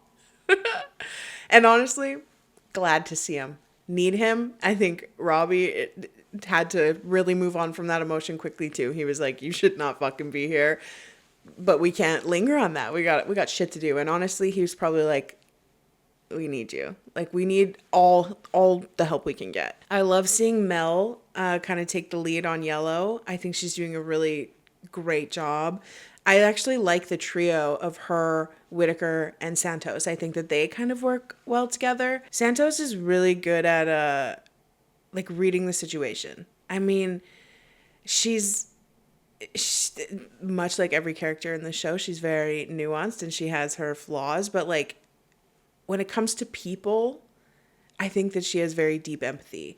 And also when it comes to that reporter guy, see, I like that she threw his phone into the water because fuck that guy. We gotta keep the media out of here. Once again though, Robbie, like, fantastic leader. He's staying relatively composed, although we can see that he's gonna lose it. At what point, I do not know. I feel like whenever we locate Jake, whatever the situation is with Jake is going to directly affect Robbie, obviously. But in the grand scheme of things, again, he's flowing through and he's making sure everybody's where they need to be. Like, he's a good leader. Hey, all of the orange vests, absolute heroes in this situation. Like, just leading and directing things everywhere like it's chaos. Knowing when the blood's coming, knowing what the supplies is. Like, it's chaos, but again, it feels very organized. And I know we're at the beginning. We're still at the beginning, but I just have such faith in us to like get through this. Thank goodness we are not charting, because I don't think I caught a single patient's name except the very first one that came in with his mom with the gunshot wound. Already forgot it though. I also love like all the surgeons, everybody coming down to help, but also like the nurses and the clerks and everything, just like setting up the systems for the family to find the victims. They're, again, communicating very well, even with the patients and the family, you know? Here's what we need from you. Upload pictures. Give us time. Like, we're all trying to help. It's funny because I have this feeling of like, oh, shit's gonna just like become a mess soon. But then I'm like, I think that would be more of like a typical medical drama. Like, I think we're gonna get through this. I mean, obviously we've already lost patients along the way. I don't think it's gonna be perfect, but like, we are doing so well. And if we just keep up this pace, we can make it through. We can make it through. Hey, our night shift suicidal baddie, I don't know if I've even learned his name. I'm sure I've learned his name along the way, but him donating while in the middle of working on a patient is icon behavior. I can't even tell you how cool I think he is. And I know they both just got here, but the two that are out in triage right now, like out in the ambulance bay, are just like doing wonderful. It is scary how like often healthcare workers as a whole are just like in danger. Not even just in a situation as intense as this, like with a shooter maybe potentially showing up, but like, I mean, we saw Dana get punched. We've seen people get pissed on. And again, he apologized for that. But like, just the day-to-day is already like, you never know what's going to happen. And I can't imagine trying to balance that, like your safety in the back of your mind while also just having to concentrate on everything that they have to do. You know what? Round of applause for all of our healthcare workers across the board, because holy shit, I've been one for one day and I'm already losing my mind. Okay, we got to keep rolling. We're going to have a coffee break sometime. I'm going to order a coffee. Not this hour. However, make sure you have a drink, hydrate, and we got to empty our bladders because it is important we do our best work on empty bladders.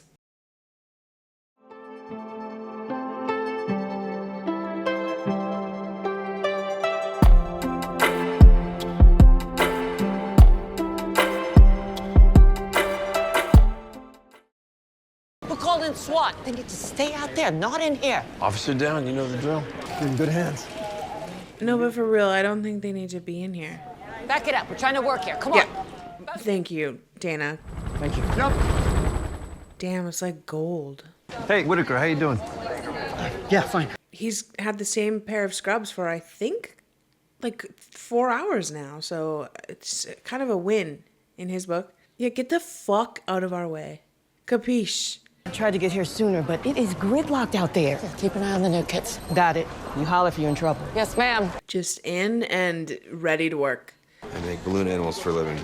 You 2 need birthday them. parties booked every Saturday, Sunday for the next years. You're booked and busy. You put in an IO? Yeah. Don't worry, sir. There will be no more pain. Whitaker. Honestly, can't promise anything. Not an IO. Unless it's a mime. They can't scream. Lidocaine for the clown. That was a good joke. Control crite kit. Oh, that's perfect. He's out on the battlefield. Works in the pitch dark when you're under fire. Slide in the introducer. Okay, Bob's your uncle. That was incredibly fast. Oh, you're good. You're good. You're not allowed to kill yourself now. Like, for sure. Now I've seen you in action. I've seen your skills. We need them. So after this, no heading up to no roof. What else do you got in your go bag? Oh, just wait and see. More to come.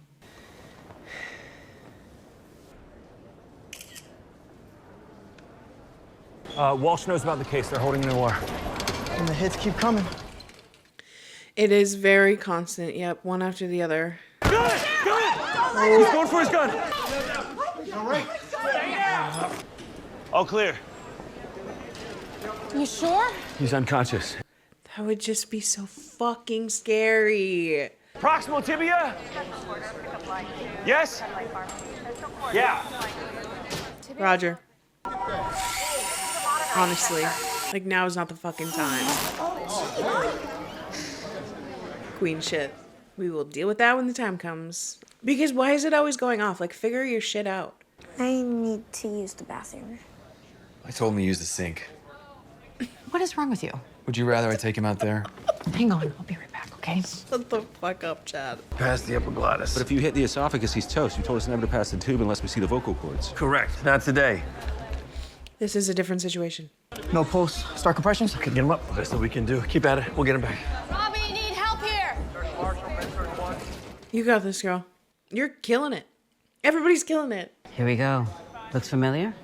That's him. MCI 7. His name is Vincent Rivera. I'm not doing an IJ. I'll hook that bloodline, bring it up here. Your spidey senses tingling again, Peter? Do what you can. Aiming at the contralateral nipple. Okay, resume compressions. Holy shit. We'll be ready for a second unit in under a minute. Boom. All right, Dr. Franklin. Inguinal GSW with active bleeding. Try an Israeli bandage. What if it bleeds through? It's at the top of the leg. There's no room for a tourniquet above the wound. A what, sorry? You mean gauze? Like from Gaza? My husband is dead. We're so sorry. What about my brother, Brian? Second unit's in. Holding compressions? 85 patients so far. Need a gurney for Pink. Whew, 85. And we've only had one fatality so far? I think we had a couple come in. Just coming in the backs of trucks. There was so much blood, I tried to stop it. That's Jake. Jake? Jake. Robbie, Leah got Jake. shot. It's really bad. Okay, he's okay. You okay? She's not okay. Come on, girl. You're in good hands. It's Jake's girlfriend. Oh, shit. Yeah, Mr. Grayson? Mr. Grayson? Come on, man. Excuse me. I think I'm still bleeding. I'll be with you in a minute. Holy shit. We're going down. Swap. Jake, I know. I know. No, I'm not moving, man. Leave me alone. Jake, get in the damn wheelchair. No. Now, go. Don't try and be a hero right now, kid. You overdosed at Pit Fest. While you were overdosing from the fentanyl on a fake pill, there was a mass shooting at Pit Fest. What? Imagine there being a mass shooting and you end up in the hospital because you OD'd. Would you feel relieved? Probably. Three-way stopcock and a 60cc syringe. I'll push pull. Not exactly in our mass casualty game plan. Game plan changes a little when it's someone you know. With a cranial drill. I'm just gonna see if neurosurgery is here. We don't have time to wait for neuro. I got betadine and a 10cc syringe. Well, should we intubate, hyperventilate? Mannitol decreases ICP. We gotta do what we gotta do. Holy shit. That's sick. I get the next one. That's my doctor. Like she said, what the fuck? There was a case report in the 2022 Journal of Emergency Medicine. Patient survived. Because she's up to date on her research. I know I already said it, but I'm so impressed by all of our quick thinking across the board. So many of us are just doing it. Resume compressions. No, we should take her up. She just had a pulse. Not now. We need a pulse go to the OR. Call me if anything changes. 4 units. Blood is for the ones we can save. Outside of our plan, isn't it? Whitaker, in the meantime, just put pressure on it to try and stop the bleeding.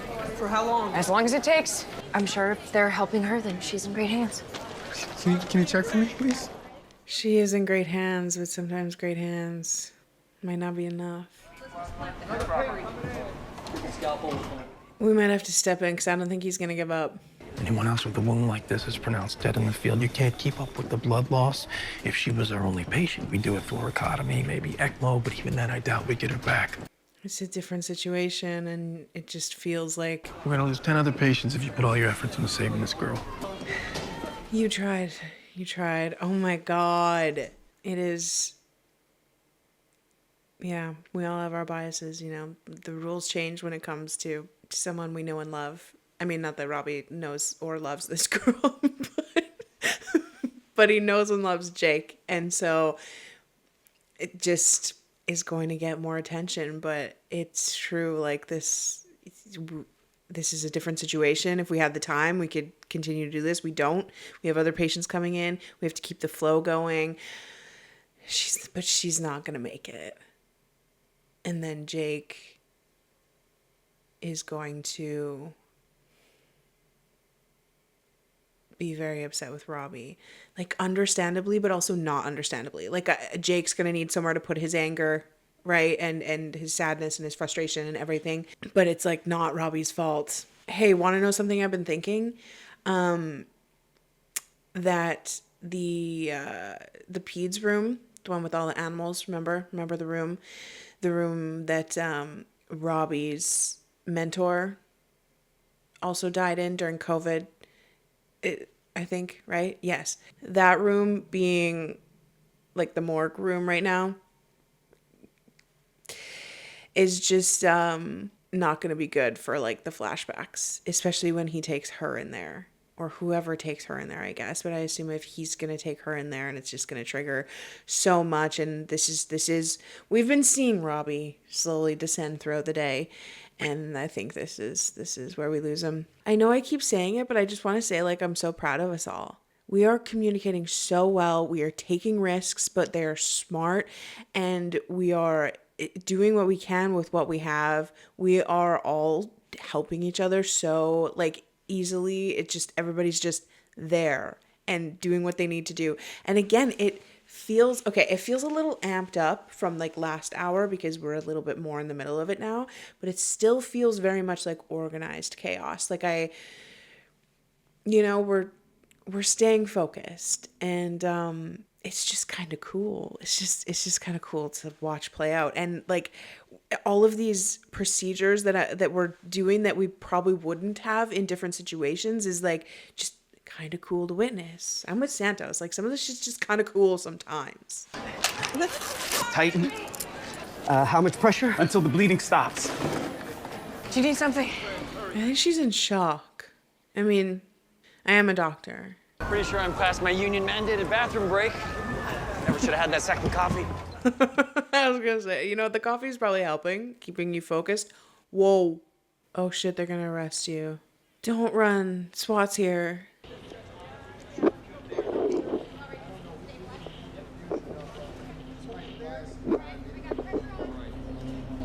Okay, we're done. Okay. Oh, right. Yeah. See? Yeah. There was nothing you could have done. You did more than... This is fucked up. I didn't do anything. Then who shot all of these people, huh? I don't know. How about you go look for them, dumbass? Are you all right? I could drill easy IOs on both sides. It worked on the last guy. Girl. Maybe it's PTSD from all she's seen. Pulse is thready. How long has she been like this? She was awake and alert a minute ago. Shit can go from yellow to red real quick. We need Mal. No, we need to give a unit of blood and move her to the red zone. Okay, let me see if they have space. Right, yep, systems. Abbott! I got a carotid injury, pop the clot. Abbott. His name's Abbott. Hey, Let's take the Pookie. long way around. I'm gonna make a small suggestion. Maybe you don't go in there. Robbie, can you help me with the Ramel? And clamps. Very cool. You guys got this? Oh, we're good. What's going on? She stopped breathing. We even transfused some of her own blood that was in her chest. We did everything that we could. She's dead.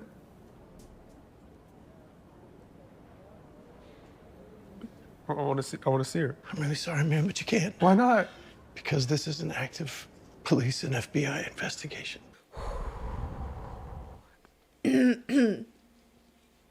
That's a hard one. We go in a few inches. Zone 3, below the kidneys. This does feel risky, but I believe in you, and you did try and get everyone. That's a piece of cake. Piece of cake. All these people are dead? Yeah.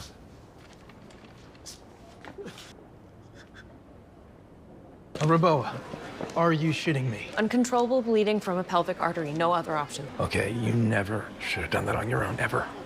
Do you understand? Right. That was pretty badass. You saved her life. Good job. But again, we should never do that again. Holy shit, Santos. I mean, this is what you do.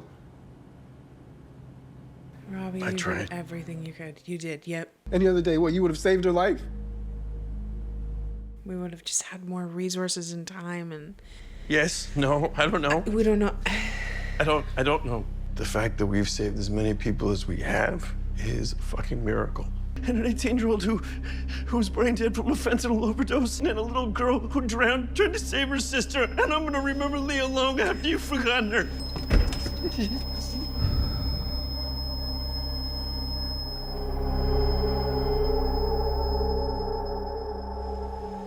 Yeah. We knew that was coming. And because we really have been through so much today. Oh shit, that was rough. That was really rough. And like,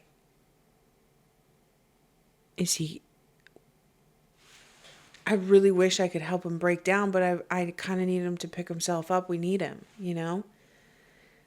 But you know what? He can take his time. Wow. Okay. We are still just trucking through this. Same thing as last episode. It feels a bit more hectic because we are even more out of supplies, even more out of like rooms and everything, which was just bound to happen, but we're still flowing. I feel like, in the cheesiest way possible, I feel very proud of everyone right now. Santos, like, doing that. Also kind of iconic of her. A little badass. I like that Abbott really, like, honestly, everyone who walked up to that bed at that time was like, what the fuck are you thinking? Like, you're joking. But I like that Abbott, when he came up, he's like, you're joking, first of all. But then it was just like, Kate, well, this is the situation that's currently happening. Like, you can't hover on that, okay? It's working, you know, we're running through the things. And then even though he kind of has to say to her, like, don't fucking ever do that again, he still takes the, like, slight moment to be like, but that was pretty fucking awesome. Like, don't ever do it again.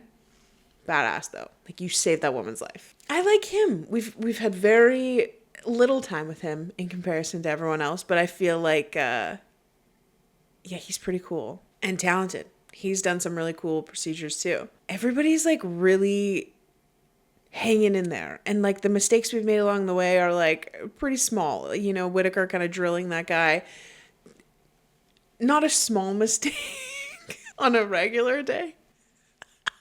But again, the situation is just so different, and I think that we're all like kind of holding it together relatively well, except for Robbie, of course. But Robbie's a different story right now.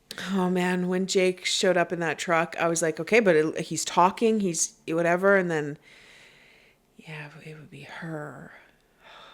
I understand, Jake. It was a little annoying when he's like, why couldn't you save her? Because I'm like, dude, like, but he's like 17, right? Is he 17? He's like 17. He's a kid. He was in a traumatic shooting situation in general. And then he's watching the aftermath of that with everybody surrounding him. And then his girlfriend dies. Like, I understand Jake. I give him grace. I really do. But when he said that, I was like, my stomach dropped. I was like, that is just the last thing that Robbie needs to hear right now. But grief is such a weird thing, you know, especially when you're young. You're gonna say things. I like the common understanding between everyone when, like, because it very quickly got around that, like, that was Jake's girlfriend. Robbie's working on her currently at the moment, and how dire the situation kind of was. Like, everybody just seemed to instantly understand that this was a bit different, and they didn't push. Like, that's the other thing too. I was thinking when Abbott was looking over and being like, fourth bag of blood or whatever it was, right? Like, he's just like, this is not in our plan, this is not the procedure, you know, kind of thing. He's correct, right? But I like that even when he went up to Robbie and like talked about it more, Robbie was quiet and just kind of kept giving instructions to keep going, and they backed off. I think that was smart, especially because, again, like, I'm thinking about like regular medical dramas, and like that probably would have just like escalated into a fight and then like whatever, but they just kind of backed off. And I think they maybe knew that when he had to call it, he would call it, but he was going to go a little further than he would for other patients. Like, I don't know, I just appreciated that moment a little bit. This is very stressful. I'm still having fun in the way of like, I'm enjoying watching all of these doctors just like at the top of their game And watching this situation just play out is very, very interesting. I'm just fucking stressed. I'm so stressed out. I need a coffee and maybe a cookie. Should we do that? Should we order a coffee, empty our bladders again? See, the thing is I'm a hydrated queen, as I said. And so we have to empty our bladders a lot more often. Wait, before we do though, I guess, what do we think about David?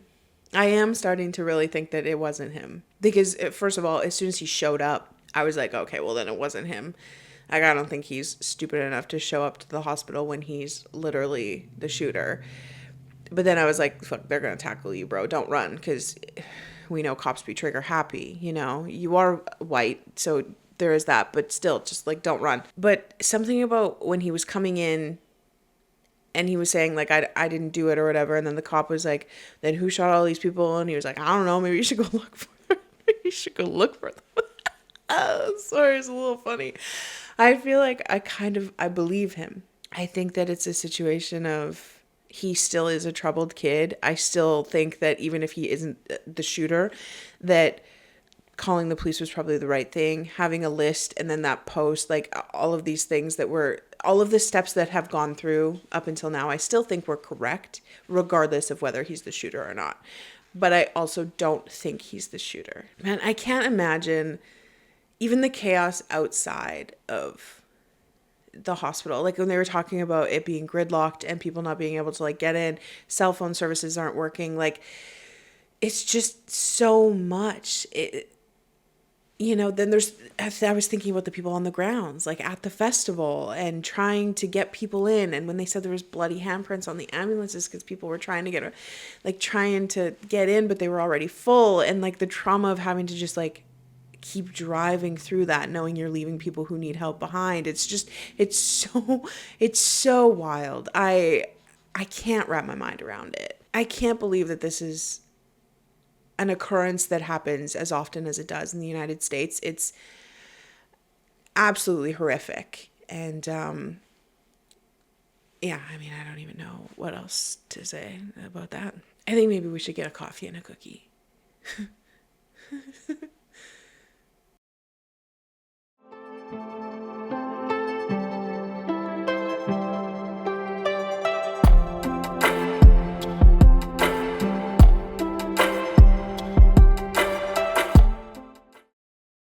We are running out of everything.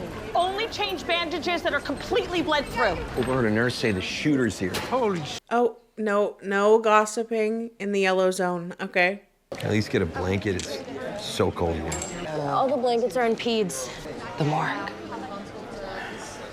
Rock, paper, scissors? Yeah. Shit. Dawn, I can charge your phone for you. Is she gonna find Robbie? Oh, Whitaker's gonna find Robbie. McKay! Yeah? You seen Robbie? No, not paid. I've seen Robbie. He's not great. Might want to check the morgue. The bullet went through my arm and through his head. Oh, girl. How do you deal with all this death and carnage? You just kind of push it deep down and hope it stays down until we can cry alone in the shower later that night. Dr. Robbie, you okay?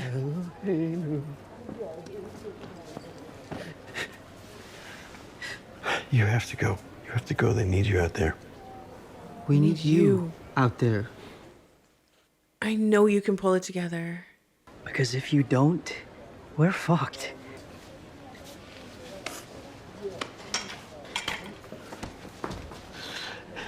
See you out there, Captain. Thanks, kid. Yeah, we gotta lock in, Pook. You think you can? You should have stayed home today, don't you think? Are you thinking that now? Not the time. I'm glad I was out of it when the shit went down. You OD'd. You could have died. You okay, Dr. Robbie? Never better. Good job, Whitaker. Donahue. He's locked in. Don't worry, Stuart Little. There is always a chance that we might break down again, though. What does she mean? More blood donors? No, nothing. You didn't use on-screen blood donations, did you? We did what we had to do to save as many people. Killing me. Yeah, we did. The police are still looking. Why don't you go back to your micromanagerial ivory tower and let us get the fuck back to work? It's really not the time. It's really not the time. You think you told Jake his girlfriend died? Yeah.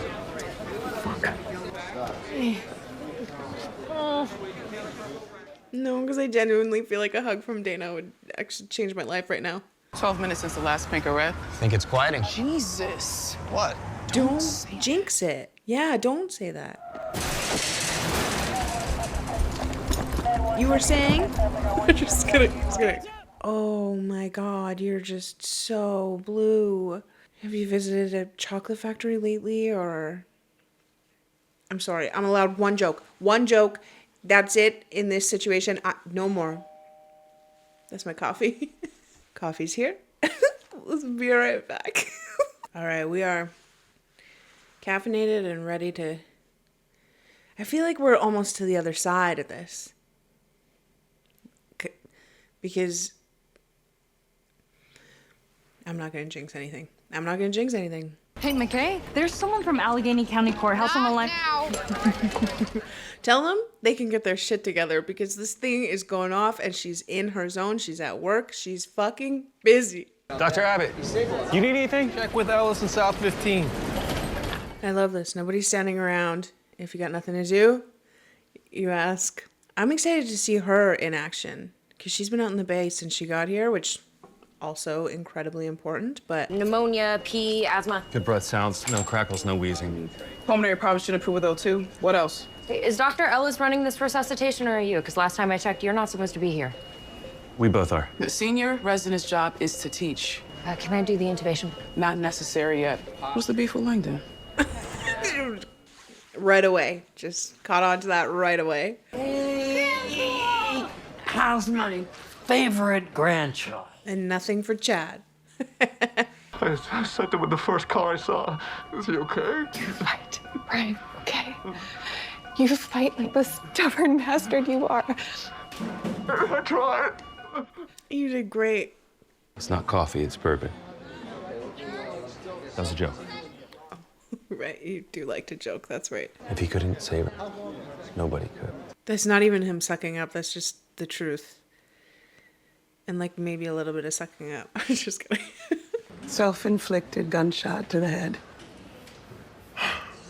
SWAT cleared the festival grounds. Probably no more coming our way. What you've done down here, there aren't adequate words. Thank you.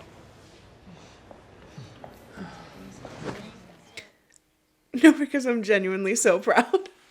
Everybody seems to know exactly what to do. Is this kind of thing normal? Preparing for the worst and hoping for the best. It's what we do. Right? Aren't you amazed at how that went? Clint Edwards home alone with his little sister. Cough, fever, rash, altered. Oh. Tachy at 150 BP. Georgia. Hi, Georgia. I'm Mel.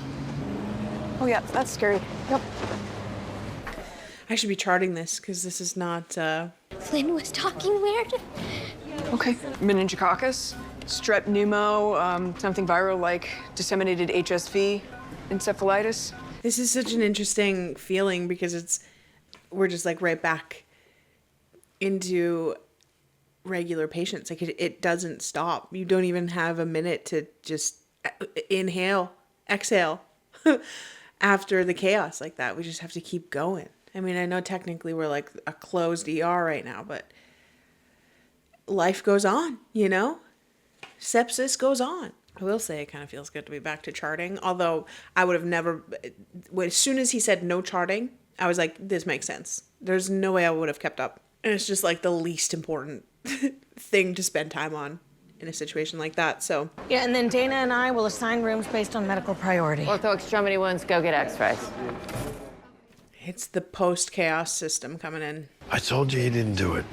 I know. Better safe than but sorry. You said yourself his threats were serious. At least Yeah. now we're nipping it in the bud. You think this is that easy? Think again. Don't piss me off, Pookie.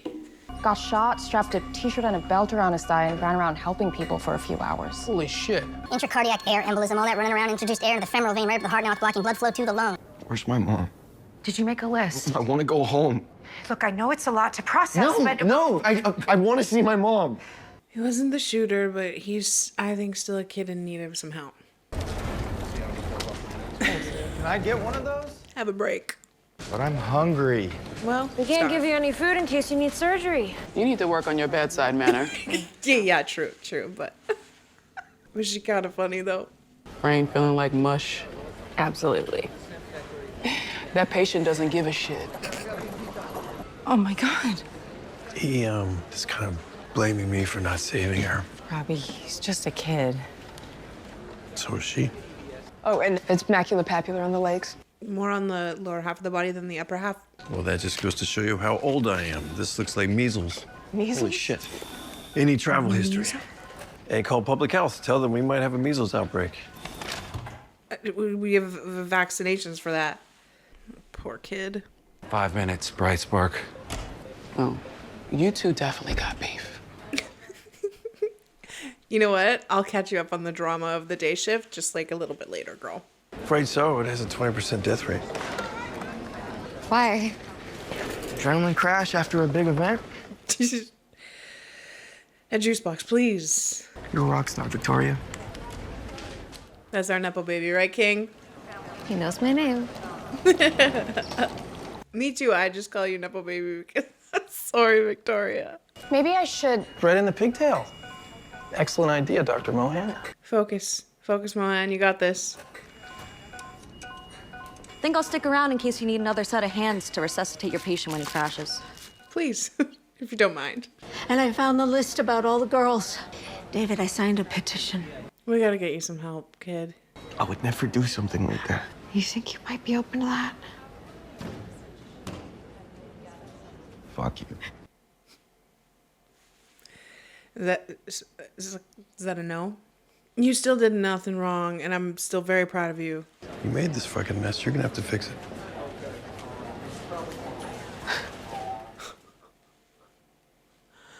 Michael. Pull the pigtail, Dr. Mohan. aside. You got this. Let her concentrate. You got this, for real. 92, pulse ox is improving, BP's 112/84. Not too shabby, huh, Dr. Walsh? Like, how are you holding up, girl? That was your save, not mine. Take the win, Dr. Mohan. You deserve it. Yeah. Besides, it was a little too risky for me to do myself. Abbott. This definitely wasn't poppers. He would have had to have sniffed like a gallon of it. So what caused the overdose? Gotta wait for him to wake up so we get more answers. I know you're a sensitive person, and like, but you did so good. Really glad you're with us, Dr. King. Robbie.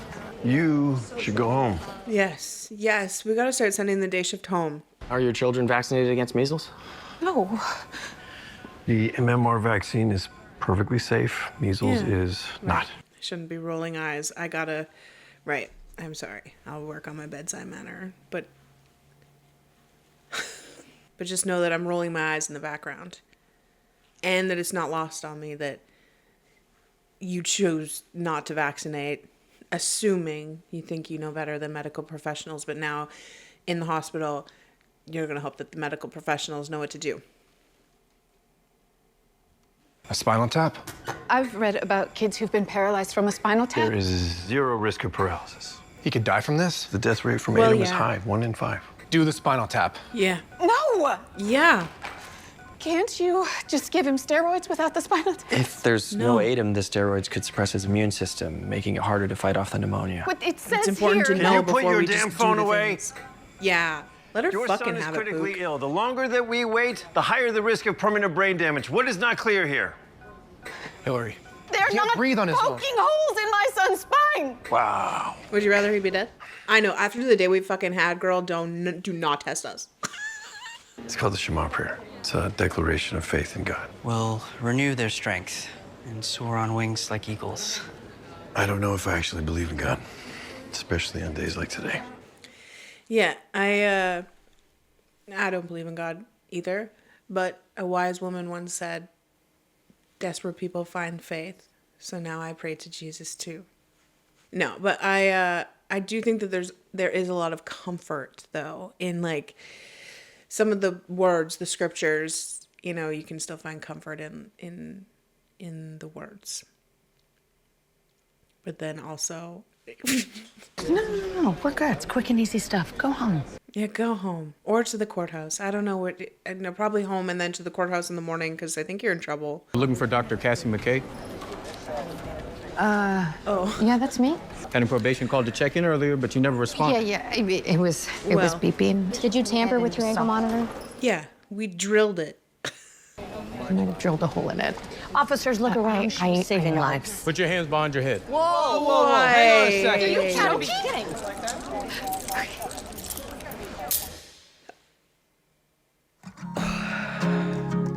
It's honestly the last thing we need right now. Wow, I can't believe we're heading into finale under arrest. Like, we planned to go get it looked at in the morning, okay? We were saving lives. You fucking could learn something. I'm sorry. Okay, wow, we made it. We made it through.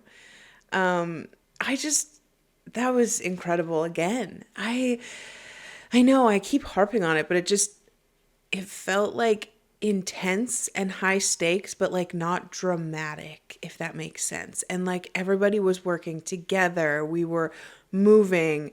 We were making smart decisions. It just felt like I'm so fucking proud of them. They did that. I also love how, yeah, we're on the other side, but like it doesn't stop. We've got this kid with the measles now, which don't even get me started on that. But also I think what was really cool was just like seeing how the background changes, like in terms of now everyone was doing cleanup and stuff like that, and how that it's just like everything in the background is always going on. And that people are moving, like the extras, the cast, even, you know, that kind of stuff. I really appreciate how the show does that. And it was cool to see everybody just like kick it into the next step. Like now we got to get everything cleaned up. We got to get everything put back. We've got to get patients moved around. Like it's the next step. It never stops. Yeah, that was quite the day. We should start sending day shift home because we're hungry. I think we're running on adrenaline really only at this point. And we probably like a little traumatized even. I know. Okay, let's talk about David, because it is like it's a sensitive topic and it's very nuanced, but I feel like just because he didn't end up being the shooter doesn't mean that anything we did up to that point was wrong. Because if he was the shooter, then we would be glad we did those things. You know what I mean? I think that enough signs were there. Having a fucking kill list is genuinely terrifying. That's such a troubling thing.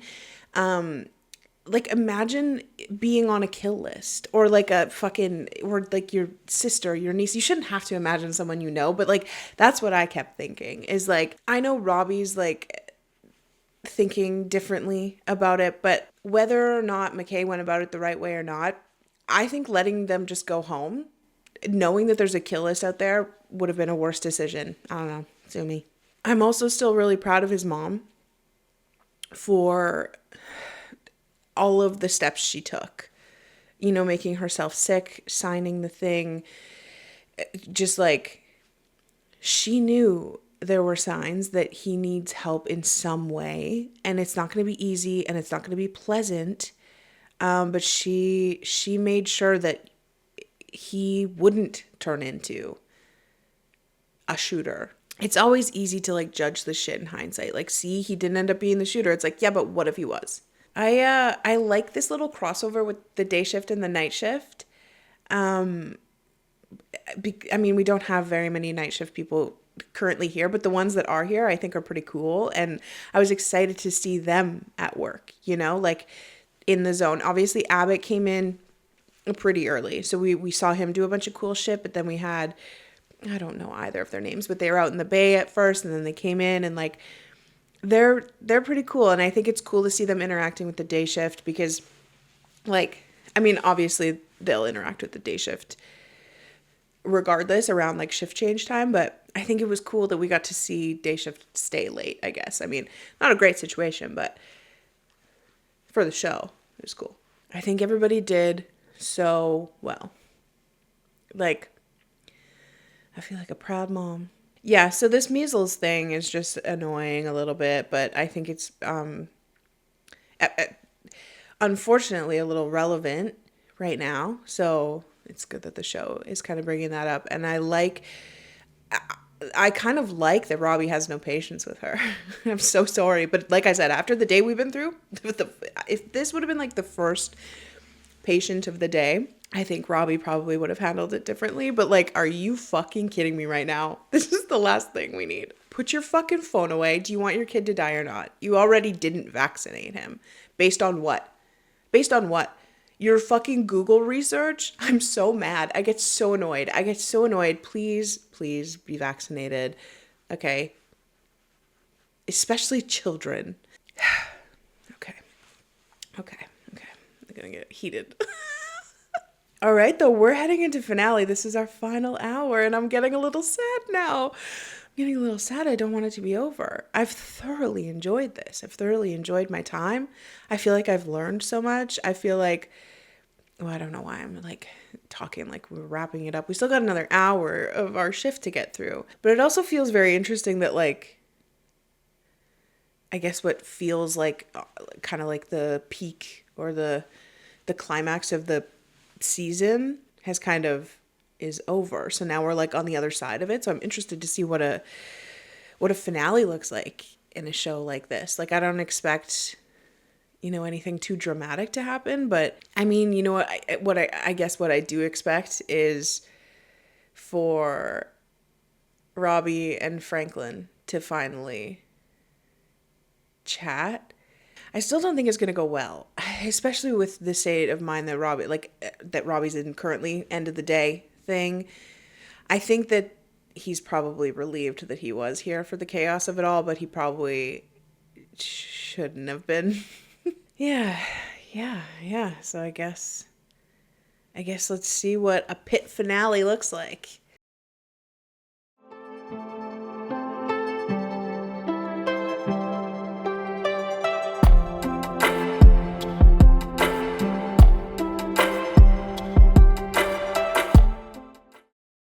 Whoa, what's going on here? Came through the worst mass casualty incident in this city's history and you two are fucking around with this? Are you serious? You don't have anything better to do? We just saved your friend or co-worker. I'm not sure we could have saved Officer Stefano if she had disabled the damn thing. Take care of this first thing tomorrow morning. We were planning I swear. to. Yeah. We have had 112 mass casualty patients, only 6 people that we couldn't save. Because I Like, wasn't there, you'll have to check with family medicine. Incredible, right? Impressive. Only 6 is not bad. It's 6 too many, but not at any fault of ours. We can't just do it anyway. They're risking their son's life. Hopefully they'll come around. No improvement in the patient or his family? My wife took Georgia to the bathroom.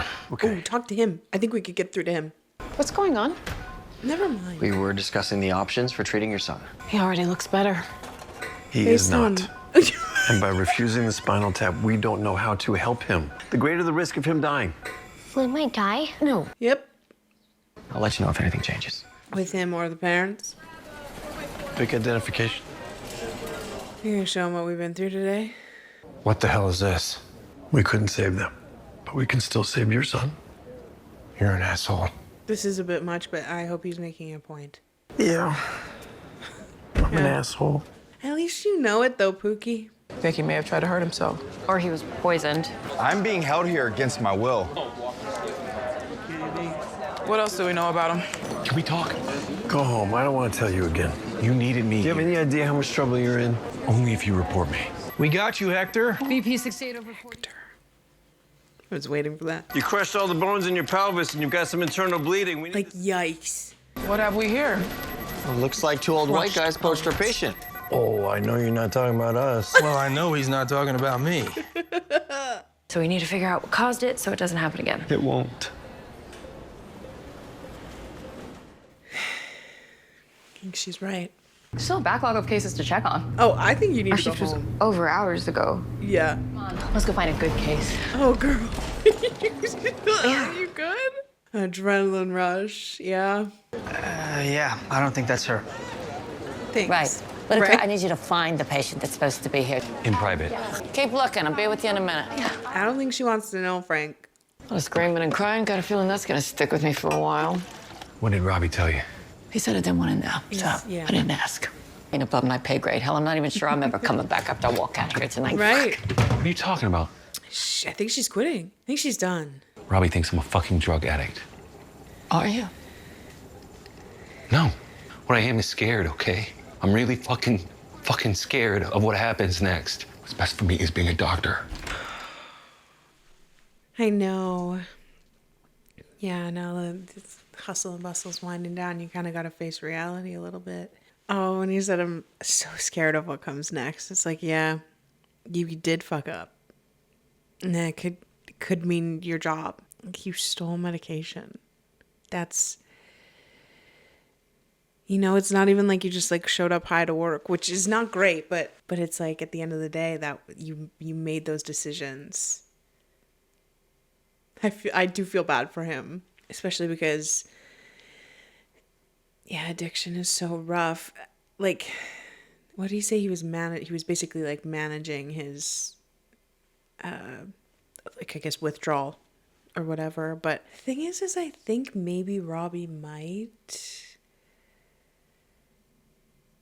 not report him. Fuck, I actually don't know. To be fair, though, I can't read Robbie right now because man's maxed out. He's on, anything that's said to him is like on thin ice, you know? So at this point, I really don't actually know. Maybe if we all went home, had like 8 Kit Kats and then slept on it, we'd feel different. So I don't know how Robbie's going to feel after the fact, but man, I really like Dana.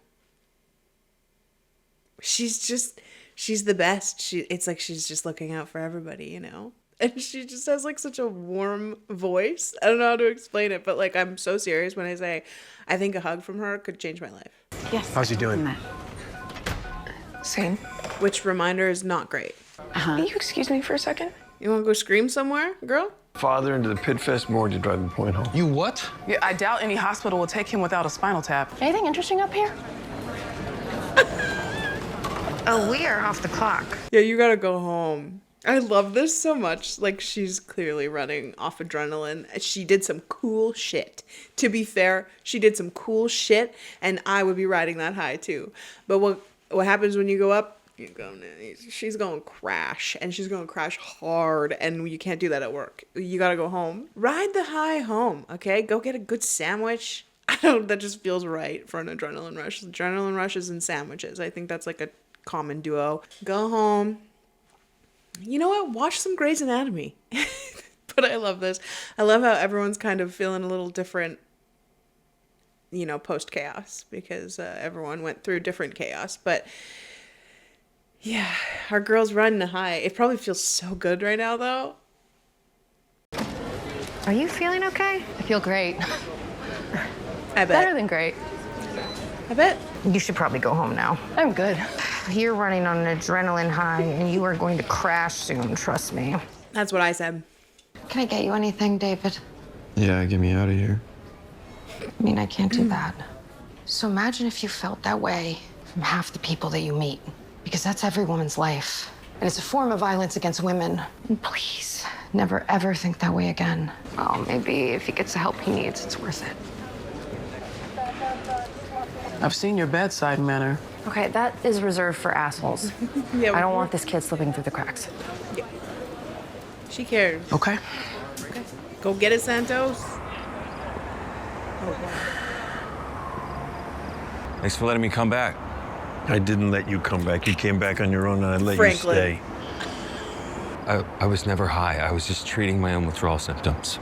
Instead, you can be arrested on felony charges for stealing controlled substances from the hospital. 30-day inpatient treatment program, followed by random urine tests, 50 to 60 a year, followed by mandatory NA meetings 3 to 4 times a week for the first 3 years. What about you, man? What about you? I'm not the only one who's a little fucked up here, Robbie. Why don't you look in the mirror? You let me down. You let everybody down. Someone saw you in PEDS.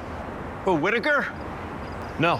Saw you on the floor. Said it looked like what? Breakdown. A breakdown. I wasn't the one talking to cartoon animals in PEDS. Fuck you! Now Franklin, that maybe wasn't the right way to go about it. And listen, You didn't let me down. It's okay. I believe you, first of all, but I agree with Robbie that you should probably get some sort of treatment. You know, obviously you shouldn't have stole the medications. We know that was wrong, okay? You did the wrong thing. I believe in second chances, and I think that you're a fantastic doctor, and I think that that was just the totally wrong time to talk to Robbie. It's 9 p.m. and the day we've had, okay? You said I wasn't the one talking animals. He's a little funny. I think you need to go home. No, he needs to go home. We did take the parent of a patient into our makeshift morgue. Forget that it's technically a fucking crime scene. That's just not cool, man. Not a chance. I know you hate this stuff, but we can't today, Gloria. Trust me, Gloria, you don't want me speaking to the press right now. Or ever. He's right. He's right. Plasma on the infuser. We got him back once. We'll get him back again. I like your confidence. Hey, I found Mrs. Chu in the stairwell, smoking. Good job. You know, Mrs. Chu, tobacco use is not a healthy habit. Right, but after the day we've had? Dr. King, we want you to do the spinal tap. Oh, let's go. Oh, thank God. Thank God, because I was like, if we lose a kid to measles before we go home. That pressure should stop the bleeding until we get him upstairs. We did them all the time at the combat support hospitals. I bet. The parents of the measles patient have finally consented to an LP. And I think we should move fast in case they change their mind. You were found in one of the parking lots. Someone older was taking advantage of our age. And things got so bad that my friend took her own life. But there also isn't a day that I'm not grateful I didn't do the same. I just don't want to be here anymore. Will you talk to someone? Good call, kid. See, the thing about Santos is she does care. Girlie's been through a lot, yeah. And check out that bedside manner, hey? That's a good one. Guys, BP is not any better. Systolic is 72. And the longitudinal view? Do we have to hurry? Okay. Are you Is it painful? Will he feel it? Oh, you're just worried? I thought he was panicked. His wife was going to show up. Next pop is the ligamentum flavum. We're in. Felt it. All right. It's gonna take a minute to collect. God, it's like sap. Look under the microscope to rule out some bad stuff. You did the right thing. Did you do it against your wife's wishes? What are you doing? I was getting Georgia something to eat. He lied, but who cares? Good for him. Keep going. Keep going. Stop what you're doing right now. No, they're almost done. I can't believe you went behind my back. I'm sorry. Don't be. She really is a good mom. Up to 5 on the second MTP. No more unless he tanks again. Sounds good. Stable so far, though? Have you heard anything about me today? So do you care about rumors about you or anybody else? Everybody goes to you, eh? After she stole a forkful of his takeout. Whoa. Told you I want to see it. Can I stay on the night shift? Don't worry, we're bringing in our utensils specialist. Oh, the crash. The crash is never fun. See, if we had a sandwich and we were at home, this would be a little better. How are you two still going? I don't require much sleep, and I have a fast metabolism. You got it, Cap. Have at it, Steve Rogers. Each of you rose to the occasion. I can't tell you how proud I am of all of you. Me too. We saw 112 mass casualty patients come through here in the last 4 hours, and 106 of them are gonna live. None of us are gonna forget today. No, for real. Like, really good job. You know what I liked about that? I mean, aside from like the speech and that he's right and that I'm also so proud, like that was really an incredible job that everybody did. I love the just subtle background noise remaining. You know, it felt so realistic. Because in most shows, you know, someone's giving like a speech like that, you would kind of stop all of the background noise and then it just becomes quiet and you hear the speech. And sometimes there's music, you know, it's just different.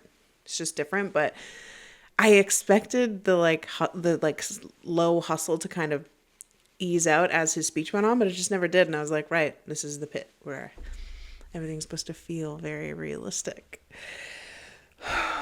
Do any of you drink? Should we go get a drink? No, we should go home. A sandwich. A sandwich really does sound great. Want to grab a drink? Yeah. Oh, some of us just get a beer in the park across the street. Oh. Yeah, me and Grandpa just started watching Planet of the Apes. What did I tell you about scary movies? Did you save pasta? That's the real question.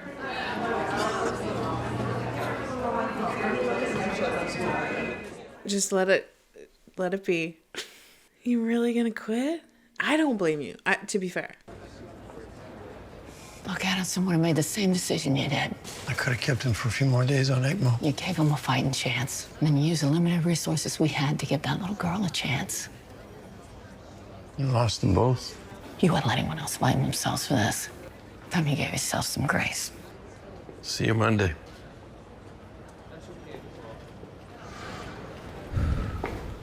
He's right. Girl, I said just let it be. Sometimes we gotta just let things be. Nice moves, right? Holy shit! What the hell are you doing up here? What the hell are you doing up here? Yeah. I mean, we should have let it be, but now I'm curious too. On occasion, after a long shift, crash here. It is backwards. I was gonna say that, but Currently between places. I have a spare room with its own bathroom. Sweet. Oh, for God's sakes, do you want the room or not? She's offering you a place to stay. Don't annoy me, and you can move in. Wow. Wow. I don't know what to say. It's okay if you want to blame me. And you're not my father, so fuck off. He's gonna need time. I know, that hurts. I put them in the viewing room. Holy shit, man. Oh, you're gonna leave us outside.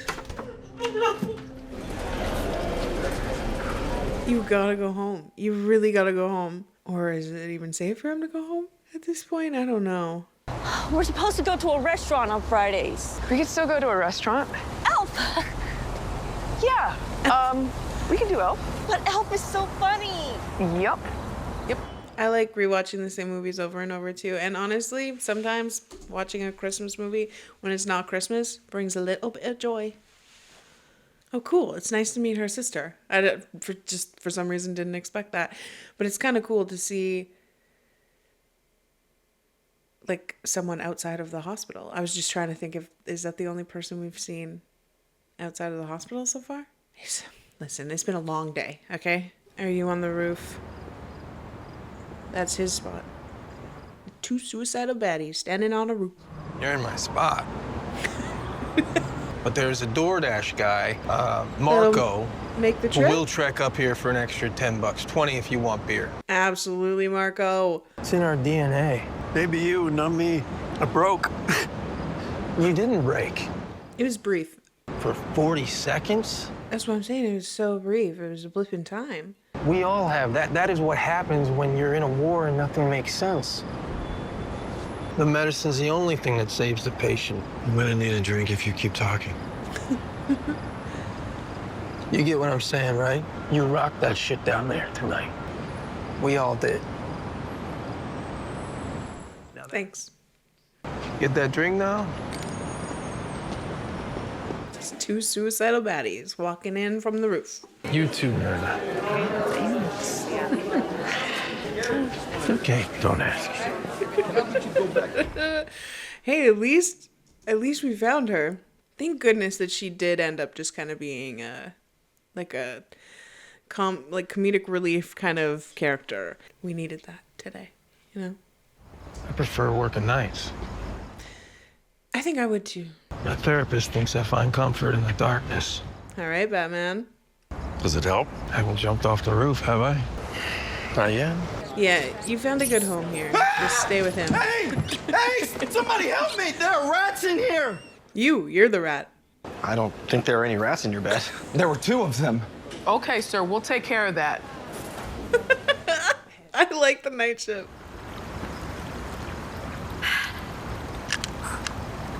Oh, shit. To all the people we saved. Here. And the ones we couldn't. Is this where all the cool kids hang out? Actually, sorry, I don't drink. I don't I was know why going I to think that. She's not old enough. I'd say if she's old enough to put it in a chest tube and intubate, she's old enough to drink a beer. Yeah, honestly. We won't tell if your you want mom. one. I just realized this is your first shift. Yeah. What a shift. That was baptism by fire, baby. No joke. Oh, that kid's tough. He'll be back, Yeah, he's got grit. just like the rest of us. Well, see you, Cap.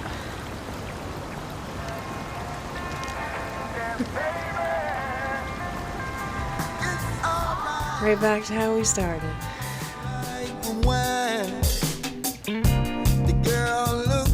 Right back to where we started episode 1. And then we'll just do it all over again. That was awesome. That was an awesome, like, a season all around. But I really kind of enjoyed that finale. There was nothing, you know, not your typical finale where anything dramatic is happening. There's no cliffhangers. It's interesting how it feels like it was wrapping things up, but at the end of the day, it's only a day long. So a lot of things still aren't fully wrapped up, you know? You don't get full conclusions on everything because we're just going home for the night. Wow. That was great. I had so much fun with this show. I mean, we laughed, we cried, we charted, we learned some shit. It was really cool. I just saw there that like season 2, like episode 1 was going to start playing next, and I was like relieved because I forgot season 2 is already out. Thank God. Although I guess if we want to binge it together, it's going to be a bit.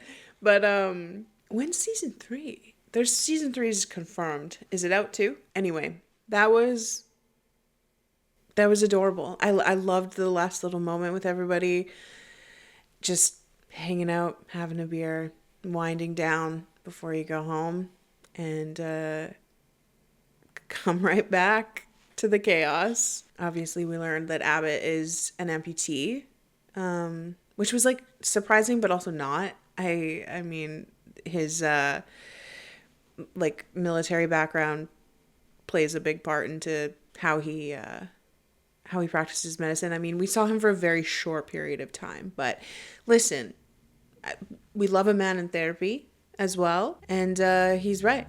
He hasn't jumped off the roof yet. I actually kind of liked the moment too with them both up on the roof, because it just, again, speaking of where we started episode 1, that was like one of the first scenes, right? Like Robbie going up, talking him down from Abbott's horrible night shift. Because what happened? He lost a veteran, right? And then he wrote the letter. So it was like already a bad night. Robbie talks him down off the roof, and then we see him returning the favor at the end of Robbie's shift. It's kind of beautiful, isn't it? Kind of poetic in a way. Okay, but learning that Whitaker is also unhoused is very interesting. It makes me, like, the first thing I thought of was the guy who peed on him, the, like, unhoused guy who peed on him. And I was like, I gotta go back and think about how that whole situation played out now with the knowledge of knowing that Whitaker is also, between houses, as he puts it. But very interesting. And I like this show just has, the characters are all so different, and not just like personalities, but lives and backgrounds and everything. And I think that's the point, because that's literally how the world is. That's how healthcare is. I know, I get it, but I think they do such a good job of like helping us get to know these characters' backgrounds through the way that they practice medicine, basically. And I just think that's so cool. But back to Whitaker, a little farm boy that's like going through it a little bit. I think it's also just telling how rough it can be out there, and it's medical school, everything, like you can get put behind. And even though you think doctor, even though he's a student doctor, but you think doctor and you just like think someone who has their life together. But I would probably more often than not, it's not the case. Absolutely adore Santos offering her place. I think she's so funny. to be honest, I think she's the most interesting character. I think her and Langdon are the most interesting characters to me. But for her, I think it's funny how when she saw Whitaker going off, and I was like, girl, we got to mind our business. At one point, you just have to mind your business, okay? Because you haven't been really all day. And I think it's interesting that her not minding her own business has kind of led to the situation with Langdon, which is like not great, messy. But then also on the positive side has led to now Whitaker having a place to stay, you know?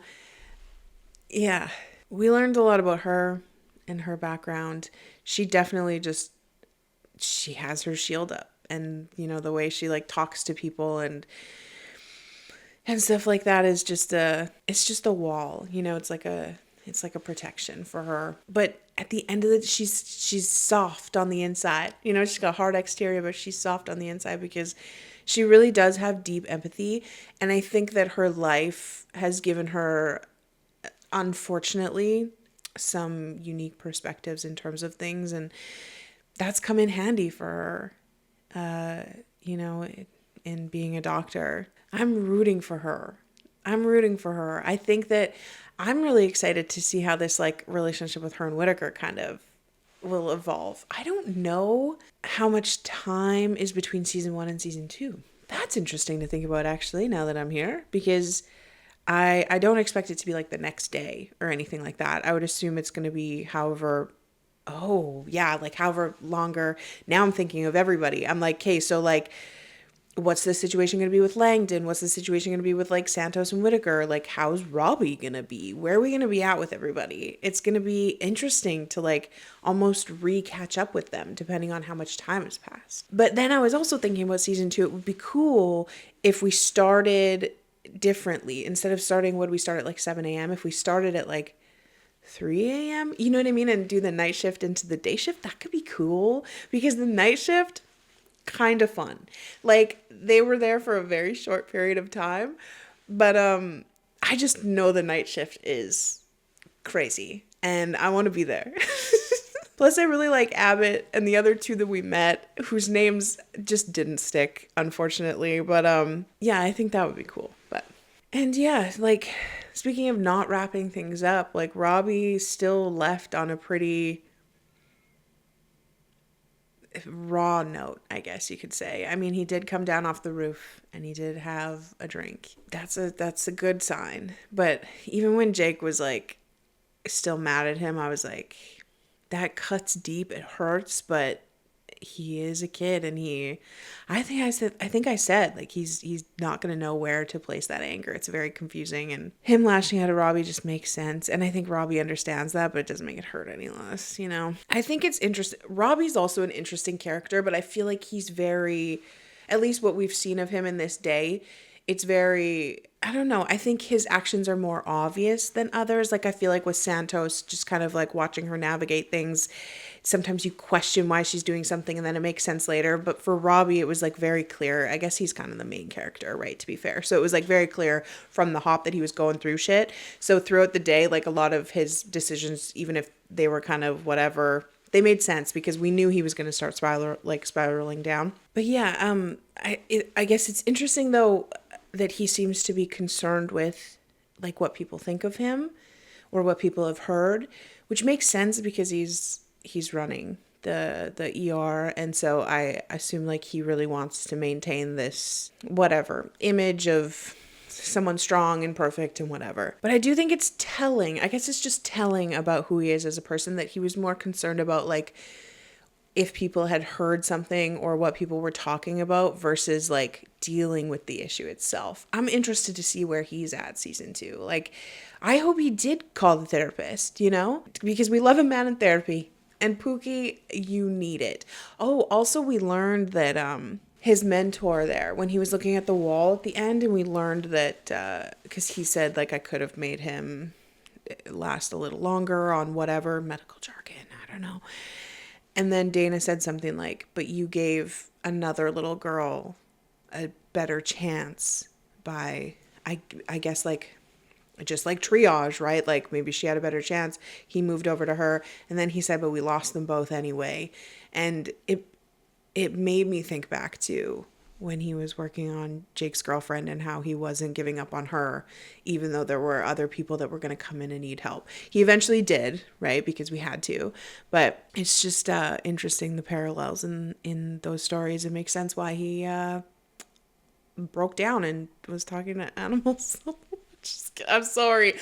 I think Dr. Franklin Ken Langdon is kind of funny. And I guess we'll just go on to him next because I'm rooting for him as well. Again, I think you think like doctor and you think someone who really, really has their life together. And to be fair, like I think he has a wife and for sure a kid. I'm not sure if there's numerous kids. I'm sure maybe just one. I can't remember. And a dog. New addition, a dog. But he has like a family life and everything, and he seems to be like a very well put together person. But again, you never know what someone's going through, and it seems like he's got some things he needs to deal with too.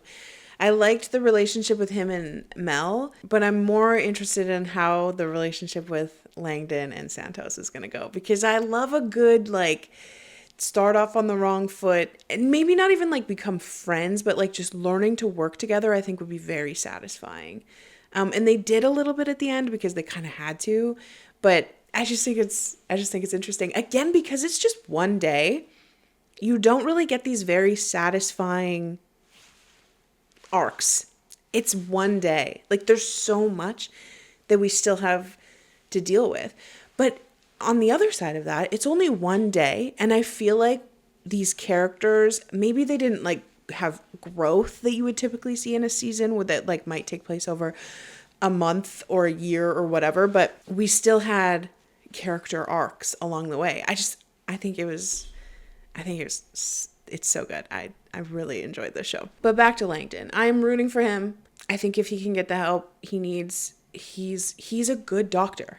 He is a good doctor. I've seen him be like phenomenal. And so I'm rooting for him. And I do believe in second chances. He didn't let me down. I think that if we can just kind of figure it out, our next steps, we can, but then you know what would be interesting too? I have so many thoughts. Holy shit. Okay. Because then when he comes back after he finishes like rehab, but how long did Robbie say? Like 3 years? Or was that just meetings for 3 years of a 5-year program? I can't remember. All of that went by so fast. But once that's completed, which maybe we won't see for a while, it's going to be interesting to see the relationship between Langdon and Robbie as well, because that was, you know, he's mentoring Langdon and he feels let down. And yeah, there's lots of like interpersonal relationship stuff that is very interesting. And again, I think it's cool how much we learn about all of these people while still having case after case after case after patient after patient after patient just rolling through. It's like really well paced. It's always interesting. Like even if it's not, you know, drama, climax, whatever, it's just very entertaining to watch play out. Yeah, I really like Dr. King. And I'm glad we got to meet her sister. And again, just like how each of the doctors' lives play into how they are as a doctor is very interesting. Damn, she's really going to go get pizza, spaghetti, and watch Elf after that day. Like that's a phenomenal person. I'd be like, I need a nap so bad. She did say she doesn't need much sleep and she has a high metabolism. So you know what?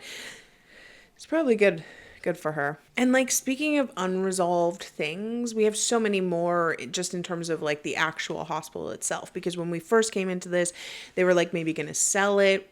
We had the satisfaction surveys, which we've worked hard on, and we will go through and figure out what our average is because we did the fucking work. Okay. But we have that, we have the staffing shortages, the nurses, the security. We don't know if just like there's so much in terms of like the actual hospital too, that again, like we don't get these satisfying conclusions at the end of the season because it's just a day. And so it's cool because then I feel like when we pick up in season 2, it'll be interesting to see if any progress has been made in any of those areas. Do we think Dana's going to come back? He did say, see you Monday, which makes me think either this has happened before, not necessarily the like punched in the face, which fuck that guy. Thank God they got him arrested. All right. But that it's happened before where maybe she's been like driven to quit, but then she always comes back. I don't know if it's that kind of scenario or if this really was it. So again, it'll be interesting to see if Dana shows up, but I really like her, man. She feels like the anchor, doesn't she? And then even when the night shift nurse came in, like that is the night shift Dana, she felt the same way. Like just very much like she came in and just started, like she put her bag down and she just like went to work. And yeah, I feel like she just holds that place together, you know? She feels like a safe spot for everyone.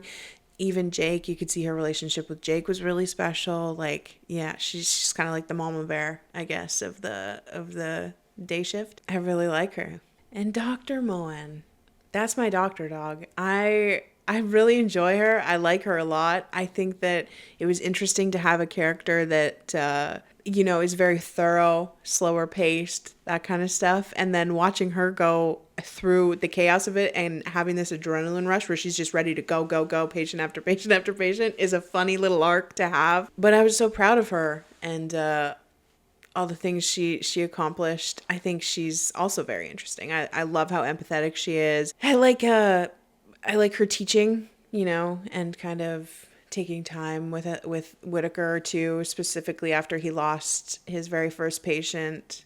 I think she's such a good doctor, and I'm interested to see how her next season goes too. I can't believe that was our Nepo baby's first day. That's right. What a first day. What did he say? That's like trial by gunfire or whatever. That's a insane first day. She did great too. Her name is Victoria. I'm so sorry I keep calling her Nepo baby. I need to take my own advice. I said, Santos, we gotta drop the nicknames. And we do. Yeah, I think she really, really shined in the chaos of the mass casualty, especially in front of her mom. I'm proud of her for sticking up for herself. I'm proud of her for being so innovative and smart. And she's so young. She's just so young, and she did that. Like, I can't even imagine. I think I'd quit after my first day. If it was like that, I'd be like, you know what, maybe not for me. And I guess speaking again of like conclusions, well, I was going to say Dr. Collins, like I did kind of expect her to kind of end up coming back, but no, she didn't make it back. And I think that's a good thing, but I'm like, she had a day. You know what? Yeah, it's such a good thing. If she came back and had to go through all of that, no, I'm glad she went home, hopefully took his advice, had a bath, had some wine, whatever, and just chilled. I really liked her too, though. I think she was great. I think she's a fantastic doctor. We learned a lot. We learned about her and Robbie's background. I thought that the most interesting case probably was like the abortion one with her. I feel like, sorry, I keep looking over there because I feel like there's cop lights. What do you want? I'm trying to film an outro here. They're coming to get me. But yeah, I really like Dr. Collins. I think she's great too. She had a rough day and she did not need to end her day the way that we ended our day. So who else do we got? Oh, Dr. McKay. Dr. McKay. Oh yeah, I really like her too. And I like everyone. I feel like actually we learned a lot about her life, but specifically her son and her ex-husband were there at the hospital, so that does make sense. But I thought it was cool to slowly piece things together with the ankle monitor and everything. And yeah, I really like her, and I still maintain that I think she did the right thing, and I really liked her conversation with the kid at the end there. Is his name David? I think so. About just like having to fear for your life all of the time.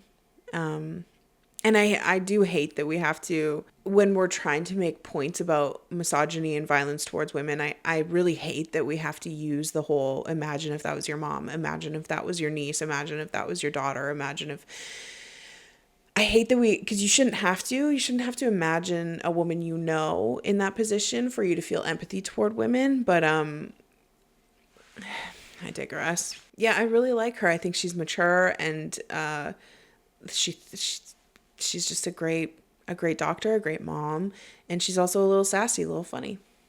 And I like a little sass and a little funny. Also, just like shouts out to all of the nurses and the clerks too, because we don't get as much time with them, and it's not as in depth with them, but they are in every scene and making things run. And I think that's probably how it goes usually with nurses, right? They're always there. They're making the shit run. I love our little duo, the gossip duo. Hilarious. Love them. I think they're so funny, but also just very, very good at their jobs. And thinking about, I think it was the clerk and the social worker and how what they had to go through in terms of like putting together the system on the other side of things. Like they felt when the mass shooting was happening or whatever, and everybody's in the ER and it's crazy and it's chaos, and they were outside of that, kind of in the quiet, but in the almost like eerie quiet, right? Because they were there helping the families identify the bodies, having to tell them that their family members had died. It's just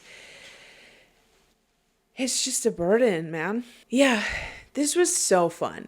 This was so freaking fun. This show is so good. It's awesome. I'm going to be honest, I was a little worried about the like one day thing, because I was like, well, like how much can we accomplish in terms of like, you know, arcs and stuff like that. But I'm so serious when I say I was entertained every single minute that I was watching. I never felt myself zoning out. I never felt myself getting bored, and some episodes were a lot more intense, I guess, than others, but we did so much today. We shone so many lights on so many different areas within the medical field, I guess, but also just within life. Like we had an anti-vaxxer, we had an anti-masker, we had, a shooting, we had a potential traffic victim, we had a measles, right, the anti-vaxxer, we had just so many different, abortion, the anti-abortion mom, like we had so many different types of cases today that I think were really very interesting to just go through. I love how everything in the show is so nuanced and interesting. I love how all of the characters are so flawed and nuanced and interesting, and how we see their life experiences pouring into how they are as doctors. I really think this is great. What a good show, man. Yeah, I had a lot of fun. Charting. Oh, we should go through our charts and let's do that. We had Flynn. What do we think? It's the mom that I'm worried about, so we'll probably get an 8 for Flynn, hey? That pelvic fracture, that was, first of all, wild. But we stabilized that bad boy. He's giving us a 10. And the fork in the nose, I know that we are not, again, we're not concluding that, but night shift is, and I know we're getting a 10. Oh shit, our first patient, way back to Sherry. We got a 6 from her because remember that didn't actually end up too well. Louis, though, he'll always give us a 10. Okay, wait, I need a calculator. And you know what the other thing is that, speaking of not concluding things perfectly, like our charting. Wow, 10s across the board here. A 5. Who gave us a 5? Oh, Ivan. Who the fuck is Ivan? He's a little bitch, probably. All right, so our average satisfaction score, 9.5. We did that, team. Good work today. I'm not good at speeches. It's like Robbie's thing, you know? But I feel like that's fantastic work. I think we had a fantastic first day, you know? Us and Jabati. We, quick heartbeat check-in. Clear. All right, well, I'm sure it's been a long one. We've spent 15 hours together. Edited down, but you know what I mean? So I guess we will wrap this one up here. Thank you so much for hanging out with me today. I know I've said it lots, but I can't stress just how much fun I had with the show. This was great. Thanks for charting along with me. It was an adventure, and I'm so invested. I can't wait for season 2. Don't forget to always get yourself a sandwich on an adrenaline rush. Let me know how that goes. All right, I'll see you in the next one. Get out of here.